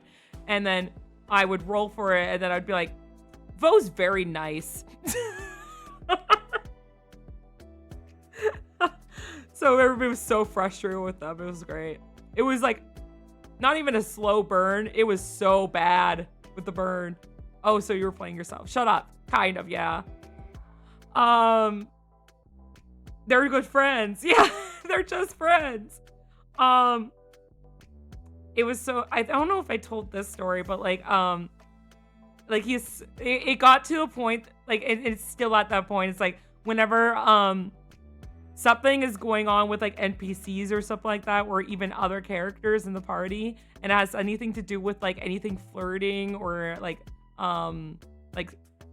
just like anything in that area, Baz, like I'm rolling inside. I don't even ask Cove anymore, and I always roll low. I'm like, I don't know what they're talking about. Whereas like Lonnie is always so in tune with it, so she'll be like, oh, I'm gonna roll a vibe check to see if they're going out or if they have a thing, and then Cove will be like, yeah, they have a bit of a thing, and then I will roll it, and I would be like, they don't seem like they get along. It's just like a running joke now where I'm just so bad at picking up on hints. And there was one time that Lonnie slept with a Dragonborn and had a couple scratches on her shoulders. And I ran up to Lonnie. I was like, and I saw the scratches. I'm like, oh, are you okay? Everybody was laughing. And then Lonnie's like, yeah, I just had I had a bit of a rough night, wink, wink, nudge, nudge. And then Baz is like, someone hurt you. Who was it? And I like took out my sword. And I'm like, I need to go fight them. They hurt my friend. Until Vo came up and it was just like, Baz, she had a good rough night. And he's like, that doesn't make any sense. I'm not that dense, okay? Baz is a little bit more dense than me. He kind of has things spelled out for him. I love him though. He's my little sweetheart. But yeah, like you were pretty dense. Yeah, I admit that. I'm very oblivious when it comes to people like flirting with me in real life, too. But like Baz is like comically so. Like if somebody said I had a rough night and winked at me, I think I would understand a little bit more than Baz being like, I'm gonna take out my sword and fight whoever you fought.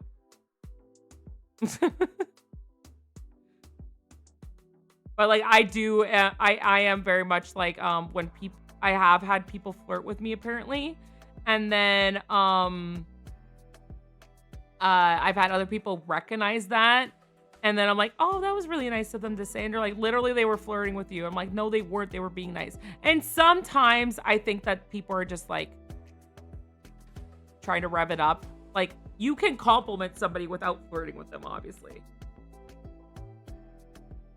I love that. My goblin is basically an idiot. She can't read goblins. I don't know. That sounds like you. Shut up. But she can custom celestial. That's kind of funny. I have an idea for a character and I want to play it so badly. Is like I already wrote up like a character sheet for this character, but whenever I try to make a new character, I try to try a different class or a different race than what I'm used to. Um, so when it came to Baz, I've never played as a Dragonborn, so I played as a Dragonborn. And before that, I was I think I was a halfling.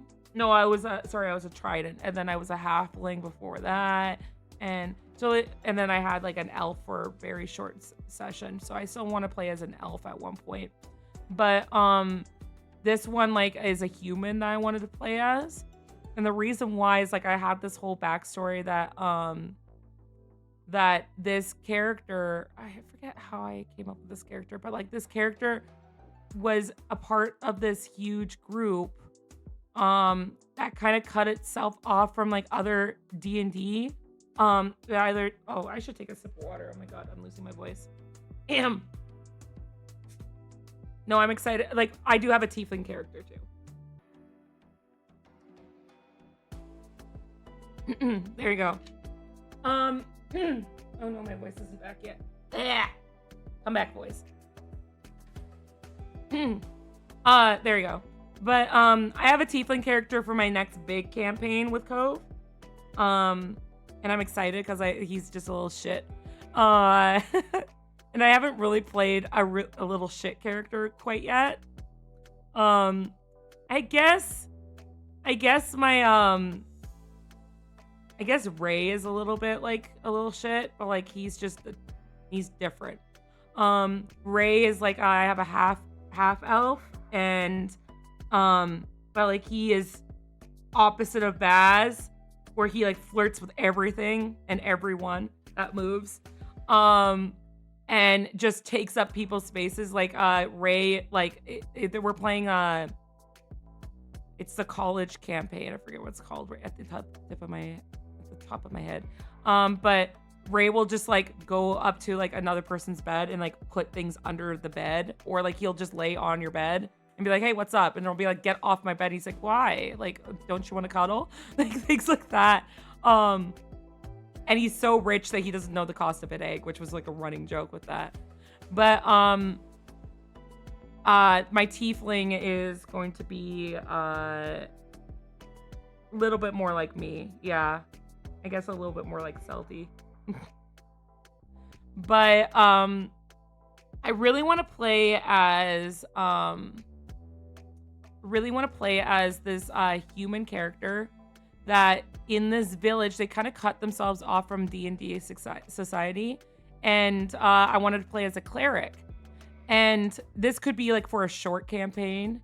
It would be funny with a short campaign anyway.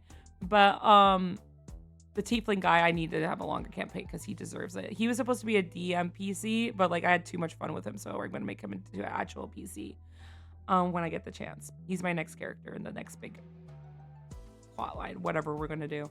But I named him Asher for sorry, not the tiefling, but like the human cleric, and he's part of this really religious community where they cut themselves off from the society, and that they view other races as demonic. Like even elves, even like especially tieflings, but so their art of other races and everything are like depicting them as monsters. Because they're just like, absolutely not. Like, look at this elf and it looks like a gargoyle or something like that. And like, but they even like make it so that they're rare and they only come for you when you've been bad and you haven't listened to the rules and you haven't prayed properly. So very religious kind of society. And in this community, you're not allowed to leave. It's very self-sufficient, and when you leave or when you like toe the line, then they kick you out because it's very strict. And I had it so his backstory was that he has a little sister, and that his sister was playing too close to the boundary line, and so he went to go help her, but she stepped over it, and she was so young she didn't know, and he was supposed to be watching her. She stepped over it, so there was an alarm sound and everything like that. And then he didn't want his little sister to go be banned and not live with his parents and everything. So he kind of said, I'll go. But he was terrified. And then, like, he had to go into society with these things that he's been seeing as monsters. And people who were just so casual. So I want this like nervous guy, cleric, who's like gripping his like healing staff or whatever, going into like a tavern and just sitting there and being like having like an elf go up to him and be like, hey, can I get you anything to drink? And him be like, oh my god. And the funny thing you mentioned that, Katana, is that my friend Lonnie, she's like, oh my god, that's so funny. I want to play his tiefling girlfriend. And that would be so funny if he's just like, you look very, very demonic and devilish, but you're very, very hot. And she would just tease him mercilessly. But like, it's like challenging your old belief system. So like, he knows they're not evil. He knows like all the stuff that his society kind of made up about these people is a load of shit. But like, it's still like you've been trained to see these people as they are. Or like not as they are. So like, make her a cleric too, just to fuck with it. That would be so funny. But I don't know if I mean, like, if she did a different kind of cleric, that might work with the party. But like, I was mentioning this to my D&D group and like, that is so fucking funny. And I was like, just be like, every time, like, it's just like, oh, this dwarf goes up to you, it's like, here's some ale, and he just jumps all the time. And also just being in a party and being like, hey, you need to go heal your party member. You need to go heal this guy. I'm like, but okay. Yeah, okay, I'll go heal them because he knows that he has to and he knows he is the healer. But like everything in his whole life told him not to and that this is wrong and he's going to hell for it. So yeah, I thought that was a fun backstory. Baz's backstory is a little bit tragic. Ray's is fun. But Baz's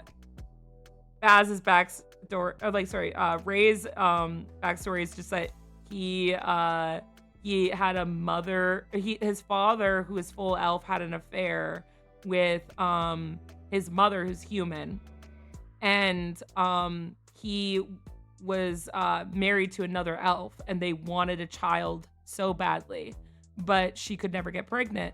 But as soon as he sleeps with this woman, she gets pregnant, and she doesn't want the child. But he's like, I want the child so bad. I will take it. I will take it. You don't have to do it. So like the mom just like, yeah, sure, I'll do it. Gave the child to the father. And so now Ray's stepmom is really resentful having like this child that she couldn't have in the household. But also Ray grew up very, very privileged. And he's like, he's the type that he like, he dresses very androgynous.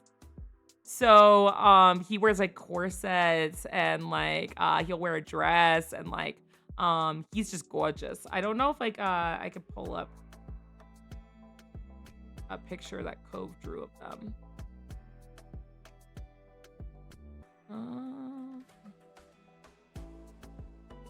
Might be in here. But yeah, it was like, it's just funny because like he's given everything and then he kind of goes to college and then he's just like, I just want to fuck around and have fun. So he skips classes a lot. And it's funny because like at the school, everybody's really trying hard and he's like the only one who's just like, why are you guys trying so hard? Like, this is no big deal. Hi guys, hello, welcome to the chat. We're just talking D&D stories. I'm trying to find a picture of Ray.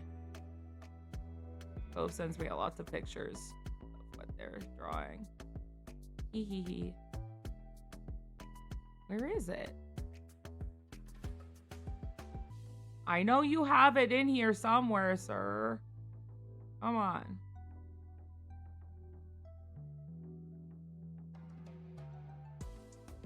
What the hell? Maybe if I just look up Ray.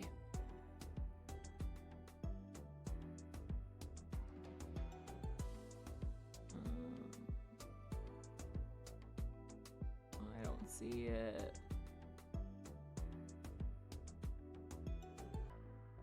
What the hell? I want it. Okay, well, Ray is basically half elf. He has gorgeous blonde hair that goes past his shoulders. Wears androgynous clothing. I love like dressing him up. He's great. Me wondering what's going on. Sorry. We were just talking D&D characters that I've played. And like doing fun D&D stories. Yeah.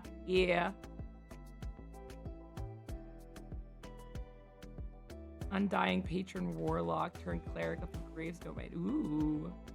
Mine is a soul-stealing rogue. What race? I was saying like my next campaign, like my next big campaign, I want to play as a tiefling. But I have them as right now I have them as a tiefling druid. And they are what is it? The Circle of Fire? Fire druid. Yeah, it's a Circle of Fire. Circle of Wildfire druid. But it would be really cool if I could do cuz Cove we were playing a game and we were doing it DMPC type character that their thing was like that they what's it called? It's based off The Witcher, but like you drink a lot of potions and it gives you a bunch of buffs and everything. But yeah. He like when he kills you, holds your soul in his dagger. Ooh. I'm really liking this stream. Aw, thank you. This dweem. My tiefling will be chaotic neutral. Should I show art? I have old art of them that I drew. If I can find it. I'm sure I can. Hold on. Hold on 2 seconds. I'm pretty sure I can find this. I know which folder it is in.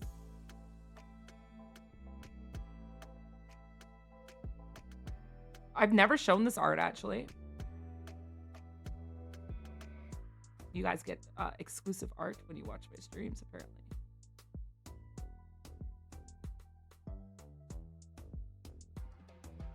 There it is. Mind you, this is very old art. This is very old art, but like this was what Caius was gonna look like.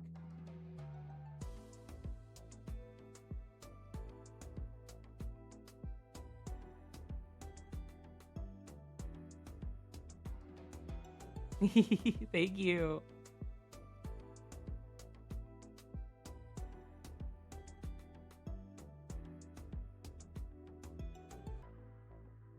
I'll make it a little bigger.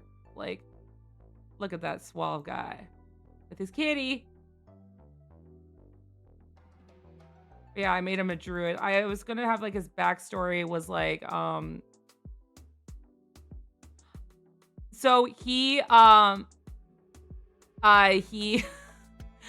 one joke I'm gonna have with this character, y'all, is that he keeps telling lies about his backstory. So he'll be like, yeah, my mother was like that.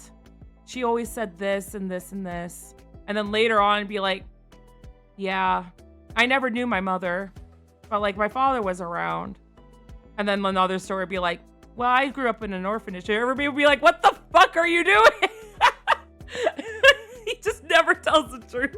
He just keeps making up shit about his backstory. Damn, she flexing? Huh? What do you mean? I'm not. Oh, well, this is old art. I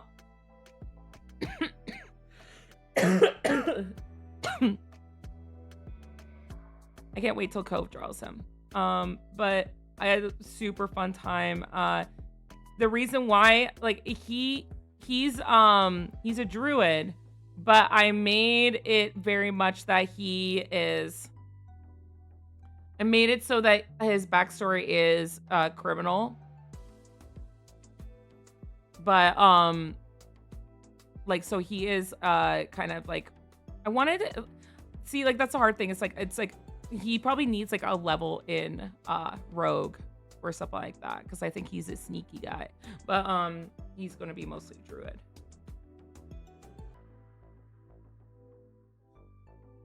My name is Alfarius. This is a lie. He looks sick. Thank you. I love him.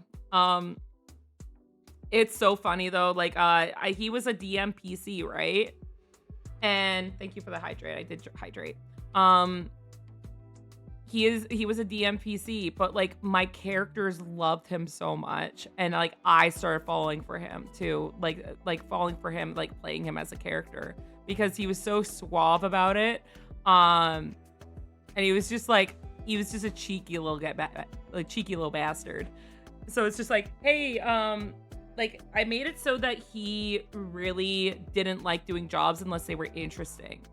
Like if it was dangerous, doesn't matter. If it was easy, doesn't matter. If it paid a lot, probably motivates me a little more, but it's all based off of interest. Would I be able to explain the background of what he did in D&D? Yeah, go for it. Go for it. Why not? I'll give you a chance to type with that. But like I'm gonna have fun with like just fucking shit over. But also it's just gonna be a balance because Ray, as I played Ray, like he's a very like he kind of like sometimes fucks up things too much, and he's like very out there. Whereas Baz is very like I'm doing this for the best of the group kind of thing. Whereas Caius is a little bit mixture of both. Like he's like yeah, like he's very loyal to his friends. But he doesn't seem like it. He's just like, he's the type of character who's just like, yeah, whatever. I guess, like, we don't have to talk about all that mushy shit. Which is kind of like me. But, we don't have to talk about all that mushy shit. But like, if you're like, Caius, we really care about you. He's like, uh-huh. And he walks away, then he probably, like, it's just like, stupid. Kicks a rock. Basically, my friend was a barbarian and he never used any of his moves. He waited for the group to kill the enemies, and then when they were dead, he would... Oh! I don't think I can say that word on stream. Oh, God. No! Absolutely not! You guys can read that. I'm not reading it. Woof.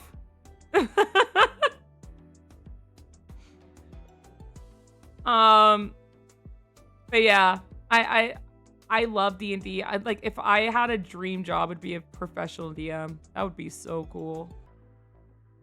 Or like I would draw art for D&D. That would be my job, professional D&D artist or something like that. And not for like D&D like stuff in general, but like not like books per se, but like people be like, hey, can you draw my D&D character? Because I've done a few of those, but like pretty proud of the Caius one, just because he's a little shit. I'm gonna have fun playing as him. I gotta work out some details, but like I don't know, it's gonna be fun. I'm gonna have it like I gotta just kind of switch up his backstory and everything like that. There's like some things I'm gonna keep. He gotta like, this is such a bad druid fun, but like he turned over a new leaf. So like I think he was more criminal aligned and everything, and more brute force or sneaky like rogue. And then later on, like he learned about like druid craft and everything like that.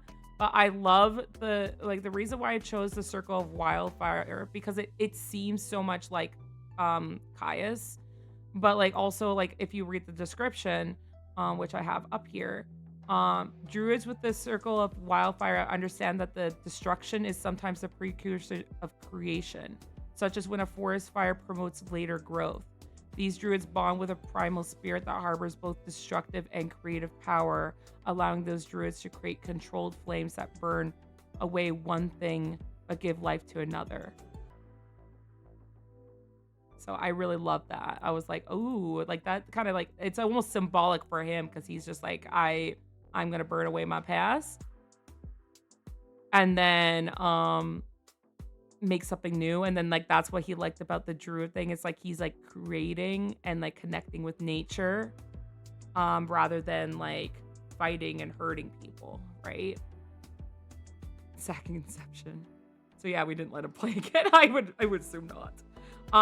When I was talking about this, like when Baz was, Baz is my Dragonborn fighter character.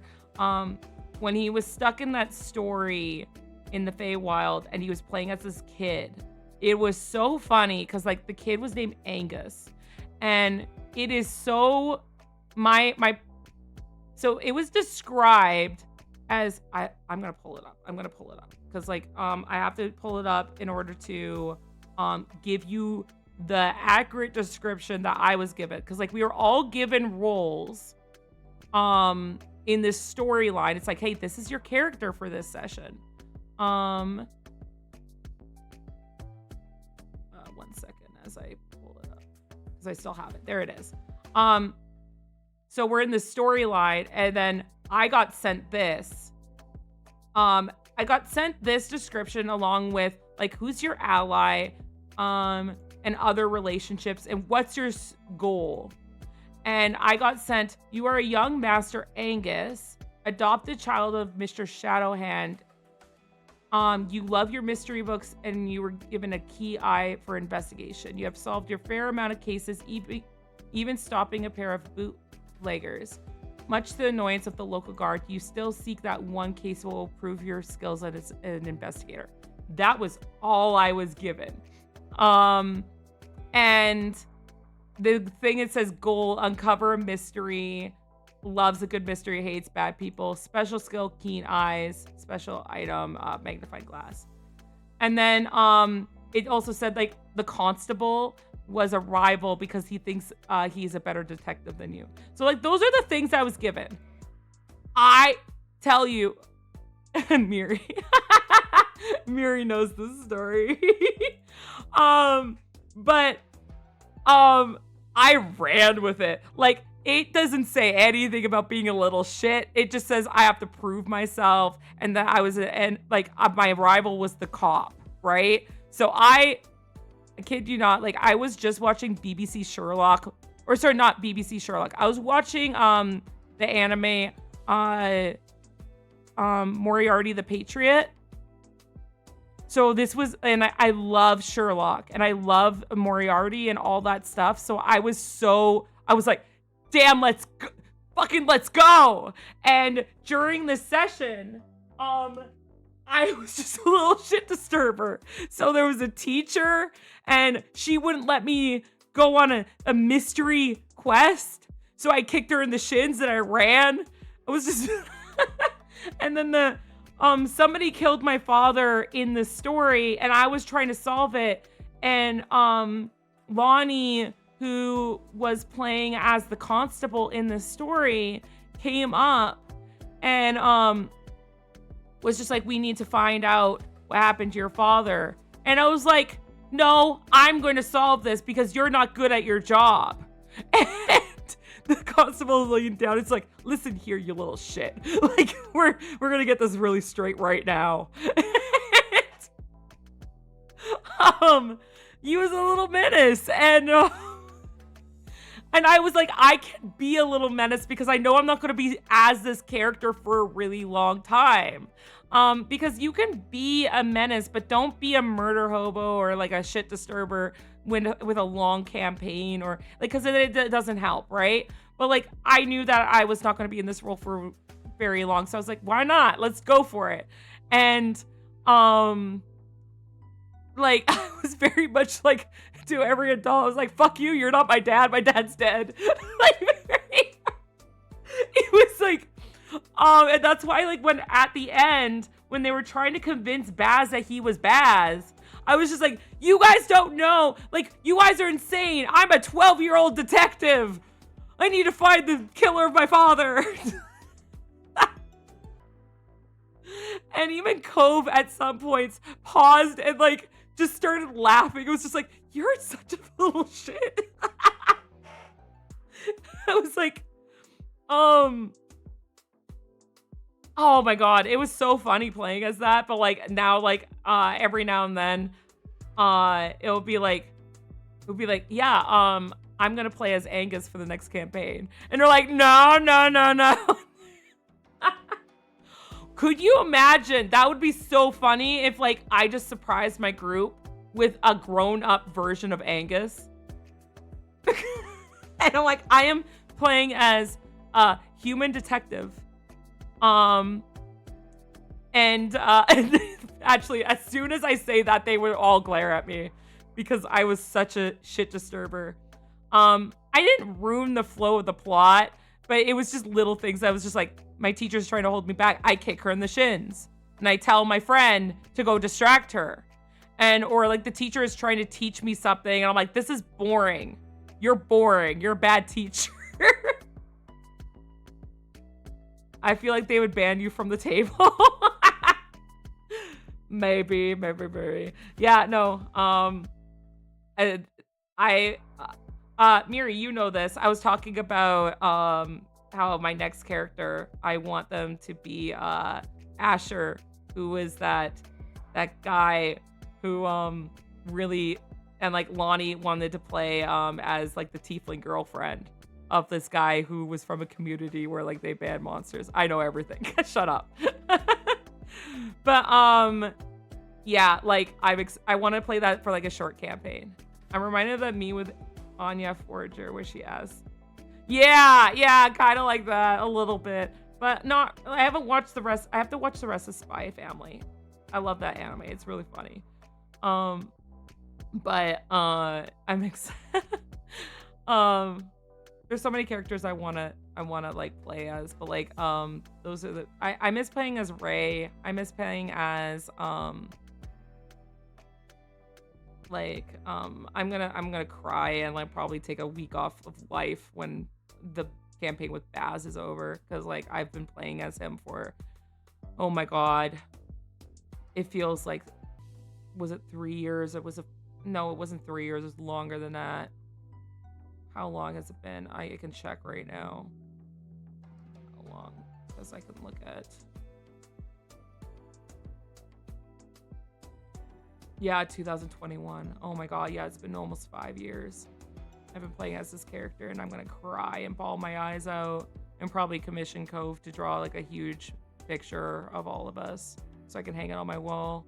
This is the longest and the best campaign I've ever been in. The professor of the class said, "You failed to study," and she replied with, "You failed to teach me."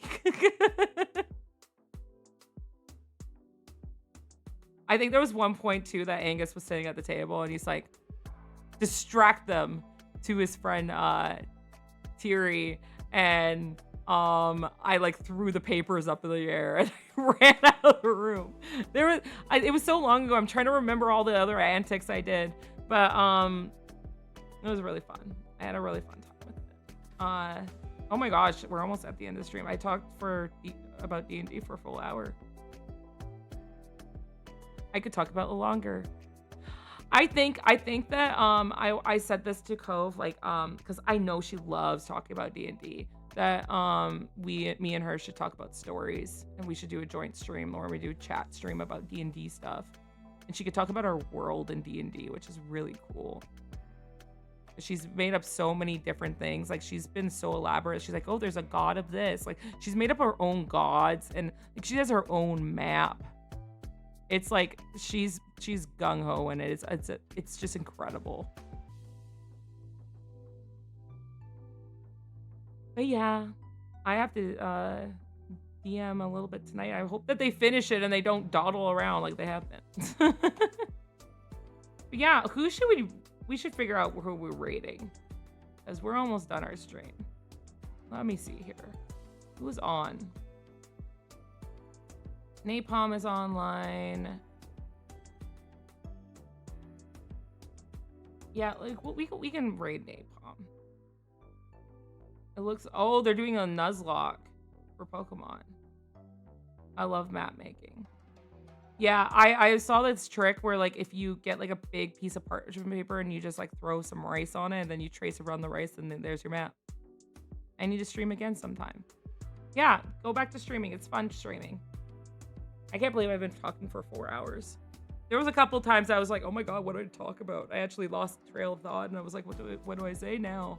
But so we got on track with D&D. Yeah, I don't know what we're gonna, I don't know like when I'm gonna play what was it? Split Fiction with Sir Elk again, but that was super fun and very chaotic. And then like I know that I'm doing a collab with Cove and I don't know who else on Friday at 5 p.m. Pacific Standard Time. So I will see what is going on with that. Group Atlas stream. I've never played that. I don't know what that is. Yeah. Thank you so much for the resubscriptions. Thank you so much for the bits. Thank you so much for giving out the community sub. It's me. What? It's me. What do you mean? I don't... Huh? I don't know what's going on. Hi. Okay. You guys have a great time. Thank you so much for joining me today for my chat stream about talk about nothing and talk about everything. Oh, for the collab. Oh, are you playing with us? Nobody told me that. I don't know. I just show up, man. Like I will see. Card-based shooter, friends versus friends. No, I have not. If you guys have any recommendations for games and everything, I'm gonna see if I can talk to Cove about posting like my Google spreadsheet and then like allowing people to join it and they can write on there. No, I'm not allowed out. Okay, you stupid. Okay, well, we're gonna raid Napalm. I keep saying it, but because I keep getting distracted by chat. But thank you so much for being here. You guys have an amazing time over at Napalm. I don't know what you guys want to raid with. You can just do Goblin raid. You could do, what if you guys could do Angus raid if you want? That would be funny. Why not? But you guys have a great night. And I will see you on Friday. Oh my God, Meta. No, don't do that. Bye guys. Bye-bye.